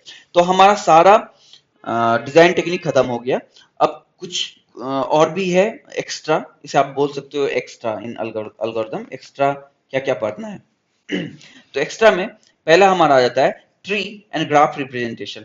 क्योंकि ट्री और ग्राफ ये है क्या, ये मेरा डेटा स्ट्रक्चर है, ये मेरा डेटा स्ट्रक्चर है। ट्री और ग्राफ ये मेरा डेटा स्ट्रक्चर है। तो पहले हम देखेंगे कि डेटा, जो भी डेटा स्ट्रक्चर आप ट्री और ग्राफ यूज करते हो उसको कैसे रिप्रेजेंट करते हैं, रिप्रेजेंट कैसे करते हैं। तो ट्री को रिप्रेजेंट करने के लिए हम लिंक्ड नोड यूज करते हैं। लिंक्ड नोड बोले तो लिंक्ड लिस्ट वाला, लिंक्ड लिस्ट होता है ना, ये मेरा डेटा स्ट्रक्चर, इसी इसी इसी को हेल्प करके हम नोड बनाते हैं। ऐसा कुछ डबल लिंक्ड लिस्ट लेते हैं और यहाँ पे मेरा कुछ वैल्यू रहता है 5, और ये मेरा लेफ्ट पॉइंटर, ये मेरा राइट पॉइंटर। हाँ ऐसा कुछ ये करता है, इसी से ट्री बनता है। फिर यहाँ पे अगेन ये वाला, ये अगेन यहाँ पे, ठीक है, फिर अगेन राइट, ये ट्री बन रहा है ना। तो नोड हम यूज करते हैं, इसी को बोलते हैं नोड। नोड ये कौन सा नोड है, ये लिंक्ड लिस्ट का नोड है। तो लिंक्ड नोड से हम ट्री को बनाते हैं, रिप्रेजेंट करते हैं। दूसरा है ग्राफ। ग्राफ को रिप्रेजेंट करने का दो तरीका है, एक है एडजेसेंट मैट्रिक्स, एक है एडजेसेंट लिस्ट। एडजेसेंट मैट्रिक्स क्या बोलता है कि कुछ मैट्रिक्स ऐसा बन गया मैट्रिक्स, और मानो कि ए है, बी है, सी है, मानो ए है, बी है, सी है, मतलब ऐसा ए है, ऐसा बी है, ऐसा सी है, मानो ऐसा है। तो ए से बी में, ए से ए में कोई भी सेल्फ लूप है क्या, नहीं है ना, तो 0। ए से बी में डायरेक्ट एज है, हाँ है, ए से बी में 1। ए से सी में एज है क्या, नहीं है, तो 0। बी से ए में है क्या, हाँ है 1, डायरेक्ट एज है बी से ए। बी से बी नहीं है। बी से सी है क्या, बी से सी हाँ है। सी से ए है क्या, सी से ए नहीं है, 0। सी से बी है क्या, हाँ है। सी से सी है क्या, नहीं है, 0। तो 1 0 0 1 0 1 के माध्यम से हम मीडियम से हम रिप्रेजेंट कर देते हैं ये एडजेसेंटी मैट्रिक्स को। तो ये ग्राफ को रिप्रेजेंट किया हम एडजेसेंटी मैट्रिक्स के थ्रू, ठीक है। अगला होता है एडजेसेंसी लिस्ट। तो ये एडजेसेंसी लिस्ट में क्या होता है कि इसमें लिंक्ड लिस्ट यूज करते हैं और अरे यूज करते हैं। एक एरे यूज किया यहाँ पे, मानो इस ये वाला ग्राफ का ही हम अगर बना रहे हैं तो क्या था, ए है, बी है और सी है, 3 नोड है ना हमारे पास। देखो तो ये 3 नोड है, यहाँ पे बना लेते हैं ए बी और सी, ये ऐसा कुछ है। हाँ तो एबीसी, और ए का नेबर कौन है, ए का नेबर बी है, तो ये हम एक लिस्ट में नोड में बी को रख दिए। और ए का और भी नेबर कोई है क्या, नहीं, ए की बी है। चलो बी का बात करते हैं, बी का नेबर कौन सा है, बी का नेबर ए है हमारा, चलो ए है। और बी का नेबर क्या है, सी है, तो डायरेक्ट यहाँ पे सी लिख देते हैं, ये बी का ही नेबर है, ठीक है। और सी का नेबर कौन है, सी का नेबर मेरा एक ही है बस, बी। तो देखो ये मेरा नोड है, ये मेरा नोड नोड कौन सा नोड, लिंक्ड लिस्ट वाला नोड जो है, वही वाला नोड जो ट्री में यूज कर रहे थे। हाँ, ये मेरा इसी को बोलते हैं लिंक पार्ट, और ये मेरा है एरे वाला पार्ट। तो इसी को बोलते हैं एडजेसेंसी लिस्ट मेथड, जिसके थ्रू आप ग्राफ को रिप्रेजेंट करते हो। तो यहाँ पे क्या बोला है कि each vertex stores a list of its neighbours. देखो ये बी है ना, बी का नेबर कौन है, ए है और सी है, तो लिस्ट ऑफ नेबर्स को ये रखा अपने पास। ए का एक ही नेबर है बी, तो एक ही रखा। बी सी का एक ही नेबर है बी, तो एक ही रखा। इसी को बोलते हैं लिस्ट मेथड। इसे भी अच्छे से डीप में जाके पढ़ाई करेंगे। तो ये हो गया हमारा ट्री और ग्राफ का रिप्रेजेंटेशन। अब एक एक चीज और है, इसे बोलते हैं priority queue. Priority queue data structure है ये प्रायोरिटी क्यू। तो ये प्रायोरिटी क्यू क्या बोलता है कि आप here each element has a priority and the element with the highest or lowest priority is removed first, not necessarily the element that was inserted first। मतलब कि जैसे कि हम ये स्टैक का बात करते हैं, अभी पता नहीं स्टैक आप लोगों को पता है या नहीं है। अगर थोड़ा बहुत नॉलेज है स्टैक का तो उसमें हम बात करते हैं। मानो कि हम ए को पुश किए, बी को पुश किए, सी को पुश किए, ठीक है, लास्ट में कौन सा पुश हुआ, सी। अगर अगर अब हमको डिलीट करना है, मानो पॉप करना है स्टैक से, तो अब सी ही बाय डिफॉल्ट पॉप होगा क्योंकि ये टॉप पे है, ये टॉप पे है। लेकिन प्रायोरिटी प्रायोरिटी क्यू क्या बोलता है, अगर मैं इस स्टैक मतलब स्टैक को डेटा स्ट्रक्चर यूज करते हैं प्रायोरिटी क्यू बनाने के लिए, तो प्रायोरिटी क्यू क्या बोलेगा, सी नहीं, वो कुछ भी बोल सकता है कि भाई बी को हम प्रायोरिटी दे रहे हैं, इसे इसे पहले पॉप मतलब डिलीट करो। तो फिर हमें ना कुछ कुछ इंटरचेंज करना होगा, पॉप पुश करना होगा स्टैक में, और बी को पहले डिलीट करना होगा। तो ये प्रायोरिटी पे काम करता है, ना कि किस वे से वो डाटा स्ट्रक्चर काम करता है उस पे ये ज्यादा फोकस नहीं करता है, समझ रहे हो। तो प्रायोरिटी दिया जाता है, तो इसलिए ये फिर से पढ़ो, each element has a priority and the element with the highest or lowest priority is removed first, not necessarily the element that was inserted first. ठीक है, तो ये प्रायोरिटी दिया जाता है। आगे चलते हैं, इस प्रायोरिटी क्यू को आप इंप्लीमेंट कौन कौन सा डेटा स्ट्रक्चर से कर सकते हो। तो पहला है बाइनरी हीप, सेकेंड है अरे, थर्ड है लिंक लिस्ट, और फोर्थ है बैलेंस्ड बाइनरी सर्च ट्री। तो देखो मैंने एग्जांपल लिया था स्टैक का, राइट, यानी कि स्टैक पॉसिबल है ही नहीं प्रायोरिटी बनाने के लिए। मैंने बस एक रैंडम हाइपोथेटिकल एग्जांपल लिया आपको समझाने के लिए, but using stack we can not develop any priority queue, क्योंकि वो नहीं उसके प्रायोरिटी को इंपॉर्टेंस नहीं दे पाएगा। तो स्टैक से पॉसिबल नहीं है। कौन कौन सा डेटा स्ट्रक्चर हम यूज कर सकते हैं, वो है बाइनरी हीप, अरे को बना सकते हैं प्रायोरिटी क्यू, लिंक लिस्ट के थ्रू बना सकते हैं प्रायोरिटी क्यू, और बैलेंस्ड बाइनरी सर्च ट्री। अब बाइनरी सर्च ट्री क्या होता है, ये डेटा स्ट्रक्चर का है, ठीक है, वो देखेंगे उस पे। तो बैलेंस्ड बाइनरी सर्च ट्री के थ्रू भी हम प्रायोरिटी क्यू बना सकते हैं। लेकिन ये चारों में सबसे ज्यादा फेमस कौन है, वो है बाइनरी हीप। अब हम लोग बाइनरी हीप ही पढ़ेंगे, यानी कि आप बोल सकते हो प्रायोरिटी क्यू बाय डिफॉल्ट समझ लो बाइनरी हीप का बात कर रहे हो। हीप क्योंकि ये सबसे ज्यादा एफिशिएंट है। क्यों लेते हैं इसको, क्योंकि ये सबसे ज्यादा एफिशिएंट है। एफिशिएंट किस सेंस में एफिशिएंट है, अगर कोई भी चीज इंसर्ट करो, कोई भी चीज डिलीट करो, उस केस में ये टाइम कॉम्प्लेक्सिटी सबसे कम लेगा, ठीक है, क्योंकि टाइम कॉम्प्लेक्सिटी ही सब चीज मैटर करता है ना एल्गोरिथम में। तो बाइनरी हीप को ही प्रायोरिटी दिया जाता है, या हम लोग जो अपने करिकुलम में जो भी होगा बाय डिफॉल्ट तुम कहीं भी बुक में भी देखोगे कि प्रायोरिटी क्यू और ब्रैकेट में दे देगा बाइनरी हीप, मतलब हीप, मैक्स हीप, मिन हीप। तो सबको लगता है मिनी हिप मतलब प्रायोरिटी क्यू, नहीं, उसे प्रिफर किया गया है क्योंकि वो ज्यादा एफिशिएंट होता है। इंसर्ट करो कोई भी आप एलिमेंट को, आप डिलीट करो कोई भी एलिमेंट को, तो उस केस में ये बहुत ही एफिशिएंट रहेगा, ठीक है। तो ये हमारा प्रायोरिटी क्यू खत्म हो गया। अब आते हैं ग्राफ ट्रेवर्सल एल्गोरिथम पे, कि ग्राफ को जब ट्रेवर्स करते हो ना, जैसे कि ट्री को ट्रेवर्स करते हो डेटा स्ट्रक्चर में, अगर आप ट्री को ट्रेवर्स करोगे, एक ट्रेवर्स मतलब क्या होता है भाई, ट्रेवर्स मतलब होता है हर एक नोड को एक बार टच करके निकल जाओ, दैट इज ट्रेवर्सिंग। हाँ, इसी को ट्रेवर्सिंग बोलते हैं। अगर ट्री ट्रेवर्सिंग का बात करें तो वहां पे हम लोग बचपन से पढ़ते आए हैं, क्या पढ़ते आए हैं, in order, pre order, post order, याद है, इसी को बोलते हैं ट्री। ये ट्री ट्रेवर्सिंग एल्गोरिथम था, in order, pre order, post order. अगर हम ग्राफ का बात करें तो ग्राफ में हमारे पास दो है, एक है बीएफएस, एक है डीएफएस, ब्रेथ फर्स्ट सर्च और डेप्थ फर्स्ट सर्च। अब क्या होता है breath first search, depth first search बताएंगे।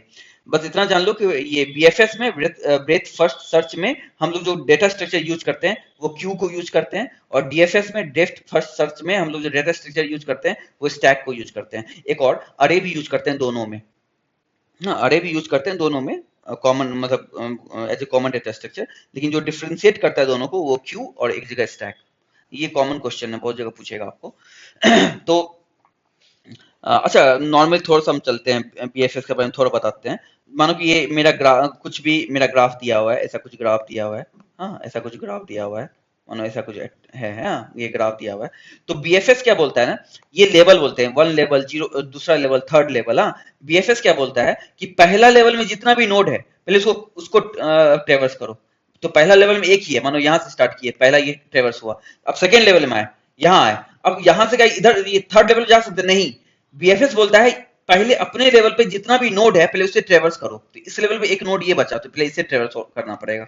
अब जब पूरा वो उस लेवल का नोड खत्म हो गया, फिर नेक्स्ट लेवल पे पहुंचो, नेक्स्ट लेवल पहुंचे, अब मानो ये हुआ, फिर ये हुआ, ये हुआ, मतलब लेवल टू लेवल ये ट्रेवर्स करता है। That's why it's covering it's breath first, it's covering it's breath first, it's covering it's breath first, ठीक है, इसलिए इसका नाम हुआ ब्रेथ फर्स्ट सर्च।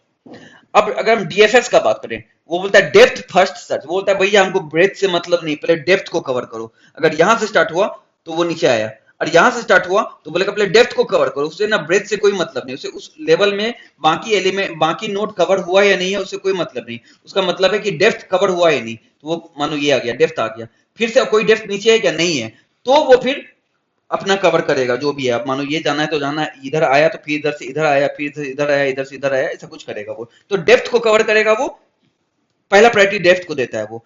बीएफएस पहला प्रायोरिटी ब्रेथ को देता है, इसलिए उसका नाम है ब्रेथ फर्स्ट सर्च। डीएफएस का नाम है इधर हो गया डेप्थ फर्स्ट सर्च, ठीक है। तो तो डीएफएस में हम लोग स्टैक को यूज करते हैं एज ए डेटा स्ट्रक्चर, और बीएफएस में क्यू को यूज करते हैं। चलो खत्म हो गया, आगे चलते हैं। सॉर्टिंग एल्गोरिथम, देखो सॉर्टिंग एल्गोरिथम हम लोग डिवाइड एंड कॉन्कर में दो पढ़े थे, मर्ज सॉर्ट और क्विक सॉर्ट, राइट। अब हम यहाँ पे क्या कर रहे हैं कि जितना भी सॉर्टिंग एल्गोरिथम है सबको बस एक बार देख लेते हैं क्या क्या है। अब सॉर्टिंग एल्गोरिथम दो तरह का होता है, एक होता है कंपैरिजन बेस्ड, एक होता है नॉन कंपैरिजन बेस्ड। देखो बहुत बेसिक सा चीज है, बेसिक सा चीज क्या है कि आप कोई भी एल्गोरिथम में अगर आप कोई भी एल्गोरिथम में अगर आप टाइम कॉम्प्लेक्सिटी निकालते हो ना, टाइम कॉम्प्लेक्सिटी निकालते हो ना, उसमें दो चीज देखते हो, मेन दो चीज देखते हैं, जानते हैं क्या? पहला है हमारा कंपैरिजन, कंपैरिजन, हाँ, और दूसरा है हमारा कि स्वैप। ये दो ऑपरेशन होता है, कंपैरिजन प्लस स्वैप, इस दोनों को मिलके टाइम कॉम्प्लेक्सिटी निकलता है। मानो किसी भी एल्गोरिथम में कंपैरिजन लगा ऑर्डर ऑफ एन और स्वैप लगा order of log n, order of log n, तो क्या इसका ओवरऑल टाइम कॉम्प्लेक्सिटी क्या हुआ? ऑर्डर ऑफ एन, क्योंकि जो बड़ा है वो ले लेगा, क्योंकि कंपैरिजन की वजह से ऑर्डर ऑफ एन लग रहा है, स्वैप की वजह से ऑर्डर ऑफ लॉग एन लग रहा है, तो overall time complexity order of n हुआ। मानो स्वैप लगा ऑर्डर ऑफ वन और कंपैरिजन लगा ऑर्डर ऑफ एन, तो ओवरऑल ऑर्डर ऑफ एन हुआ टाइम कॉम्प्लेक्सिटी, दोनों मिल के देता है ये टाइम कॉम्प्लेक्सिटी को देखते हैं, ठीक है। तो किसी भी एल्गोरिथम का टाइम कॉम्प्लेक्सिटी निकालना है तो कंपैरिजन और स्वैप दोनों, स्वैप मतलब क्या हुआ, ये डिस्प्लेसमेंट ऑफ एलिमेंट, यहाँ से यहाँ पे स्वैप कर दिए, यहाँ से यहाँ स्वैप कर दिए एलिमेंट को, ये है डिस्प्लेसमेंट मतलब स्वैप। और कंपैरिजन मतलब क्या हुआ कि यहाँ पे कुछ दिया हुआ है और ये देखेंगे की, क्या की का वैल्यू ग्रेटर देन 4 है, तो कंपेयर किया ना इससे कि हाँ ग्रेटर देन 4 है या नहीं है, जो भी है, तो कंपैरिजन इसी को बोलते हैं। तो जो सॉर्टिंग मेथड है ना, ये दो तरह का होता है, एक होता है कंपैरिजन बेस्ड, एक होता है नॉन कंपैरिजन बेस्ड। मतलब क्या हुआ कि ऐसा ऐसा सॉर्टिंग मेथड जिसमें कंपैरिजन इंपॉर्टेंट है, मतलब जरूरत पड़ता है कंपैरिजन का, और कुछ ऐसा सॉर्टिंग मेथड होता है जहां पे कंपैरिजन का जरूरत नहीं पड़ता है, तो उसे बोलते हैं non comparison based sorting method, ठीक है। तो इन कंपैरिजन और नॉन कंपैरिजन में इंपॉर्टेंट कौन सा है?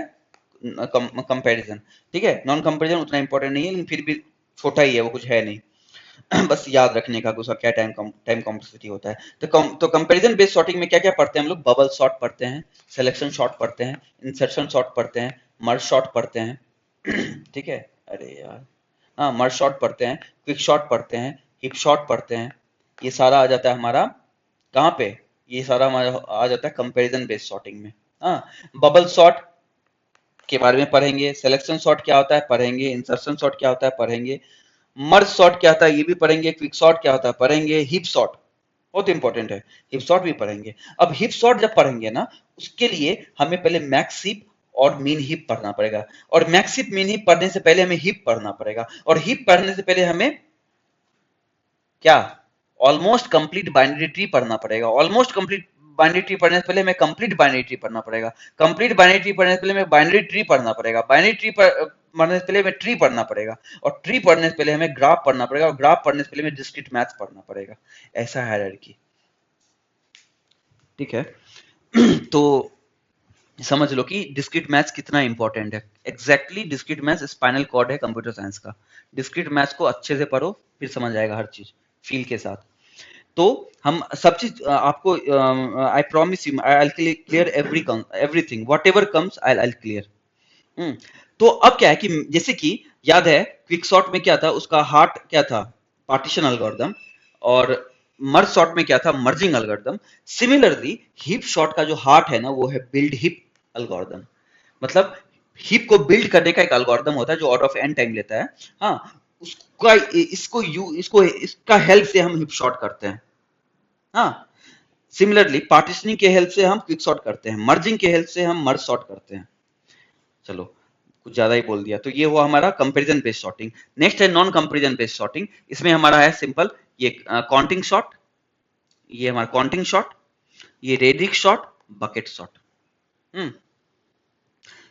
तो ये हो गया। अब अब बस 2-3 और है। एक हम लोग पढ़ाई करेंगे कि स्टेबल शॉट क्या होता है और अनस्टेबल शॉट क्या होता है। बहुत इंपॉर्टेंट है ये स्टेबल शॉट और अनस्टेबल शॉट। ये कुछ नहीं होता, ये देखा जाता है कि जिसका भी अगर दो सिमिलर एलिमेंट है, ऐसे समझो, जैसे मानो कि दिया है 2 3 3, नहीं 2 3 4 5 3, ये दिया है, और बोला इसे शॉर्ट करो। तो अब शॉर्ट करेंगे तो क्या होगा, 2 3 3 4 5, ये हुआ शॉर्टिंग, सॉर्टेड वाला। तो अब क्या होता है कि देखो ये वाला 3 कहाँ आया, ये वाला 3 ये है क्या, अगर ये वाला 3 यहाँ पे आया तो फाइनल में शॉर्टिंग वाला में ये वाला 3 था मेरा सेकंड पोजीशन पे। अब लेकिन फाइनल में सॉर्टेड जो आया ऑर्डर, मतलब अरे जो भी लिस्ट लाए, अब ये वाला 3 आ गया मेरा थर्ड पोजीशन पे। तो अब चेंज हो गया ना इसका पोजीशन ओरिजिनल 3 का। तो ये जो चेंज हुआ इसको बोलेंगे अनस्टेबल है ये शॉर्टिंग। अगर ये वाला सेकंड पे था और ये इसको ना रह के ये इधर ही आया, ये सेकंड है, सेम ही आया, तो बोलेंगे ये स्टेबल है शॉर्टिंग। अभी मैं बस नॉर्मली ब्रीफली बताया, मैं अंदर अच्छे से बताऊंगा। इसे बोलते हैं स्टेबल शॉर्टिंग, अनस्टेबल शॉर्टिंग, ठीक है। तो दो तरह का होता है, स्टेबल शॉट और अनस्टेबल शॉट। अगर हम अनस्टेबल शॉट का बात करें तो सिलेक्शन शॉट, हिप शॉट और quick shot. Selection shot comparison based में, यहां पे बात करो कंपैरिजन बेस्ड में, ये सिलेक्शन शॉट, अरे यार, ये सिलेक्शन शॉट, हिप शॉट और क्विक शॉट, ये हमारा अनस्टेबल एल्गोरिथम होता है। ये हमारा अनस्टेबल एल्गोरिथम होता है, ये वाला, ये तीनों, ठीक है। क्विक शॉट, सिलेक्शन शॉट और हिप शॉट, ये अनस्टेबल एल्गोरिथम है। बाकी जितना भी है सारा स्टेबल एल्गोरिथम होता है। और एक और चीज है इन प्लेस शॉट और आउट प्लेस शॉट।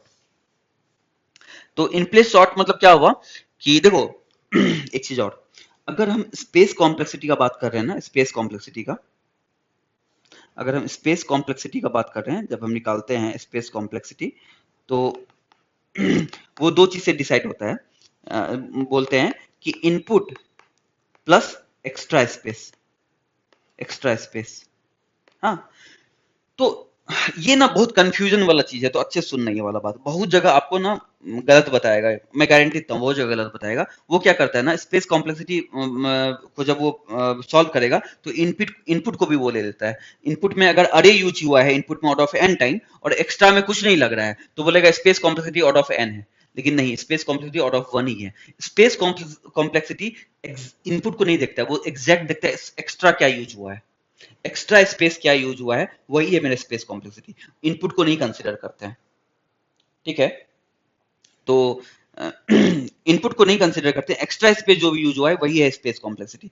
तो इन प्लेस क्या होता है, इन प्लेस का कहना है कि अगर मेरा extra space smaller than equal to order of log n है, मतलब कि max to max order of log n तक अगर एक्स्ट्रा स्पेस यूज हुआ है, तो वैसा एल्गोरिथम को हम बोलते हैं in place sorting, in place sort बोलते हैं, ठीक है। और अगर मेरा क्या कहते हैं extra space greater than out of log n है, तो वो बोलते हैं आउट प्लेस शॉर्टिंग है। वो आउट प्लेस मतलब कि ज्यादा उसे कुछ ज्यादा अमाउंट ऑफ स्पेस का हेल्प लेना पड़ा एक्स्ट्रा स्पेस, तो वो बोलते हैं एक्स्ट्रा स्पेस, ठीक है। तो इन प्लेस आउट प्लेस में सिर्फ एक मर्ज शॉट है, ये वाला मर्ज शॉट यहाँ पे, ये जो है मर्ज शॉट, सिर्फ एक मर्ज शॉट है जो आउट प्लेस है, बाकी सारा इन प्लेस होता है। ठीक है। ओह, तो हमारा फाइनली ना खत्म हुआ सिलेबस, और थैंक यू। अब हम लोग प्रॉपर चैप्टर 1 से स्टार्ट करेंगे कहानी को, और फिर डीप डाइव करेंगे हर चीज पे।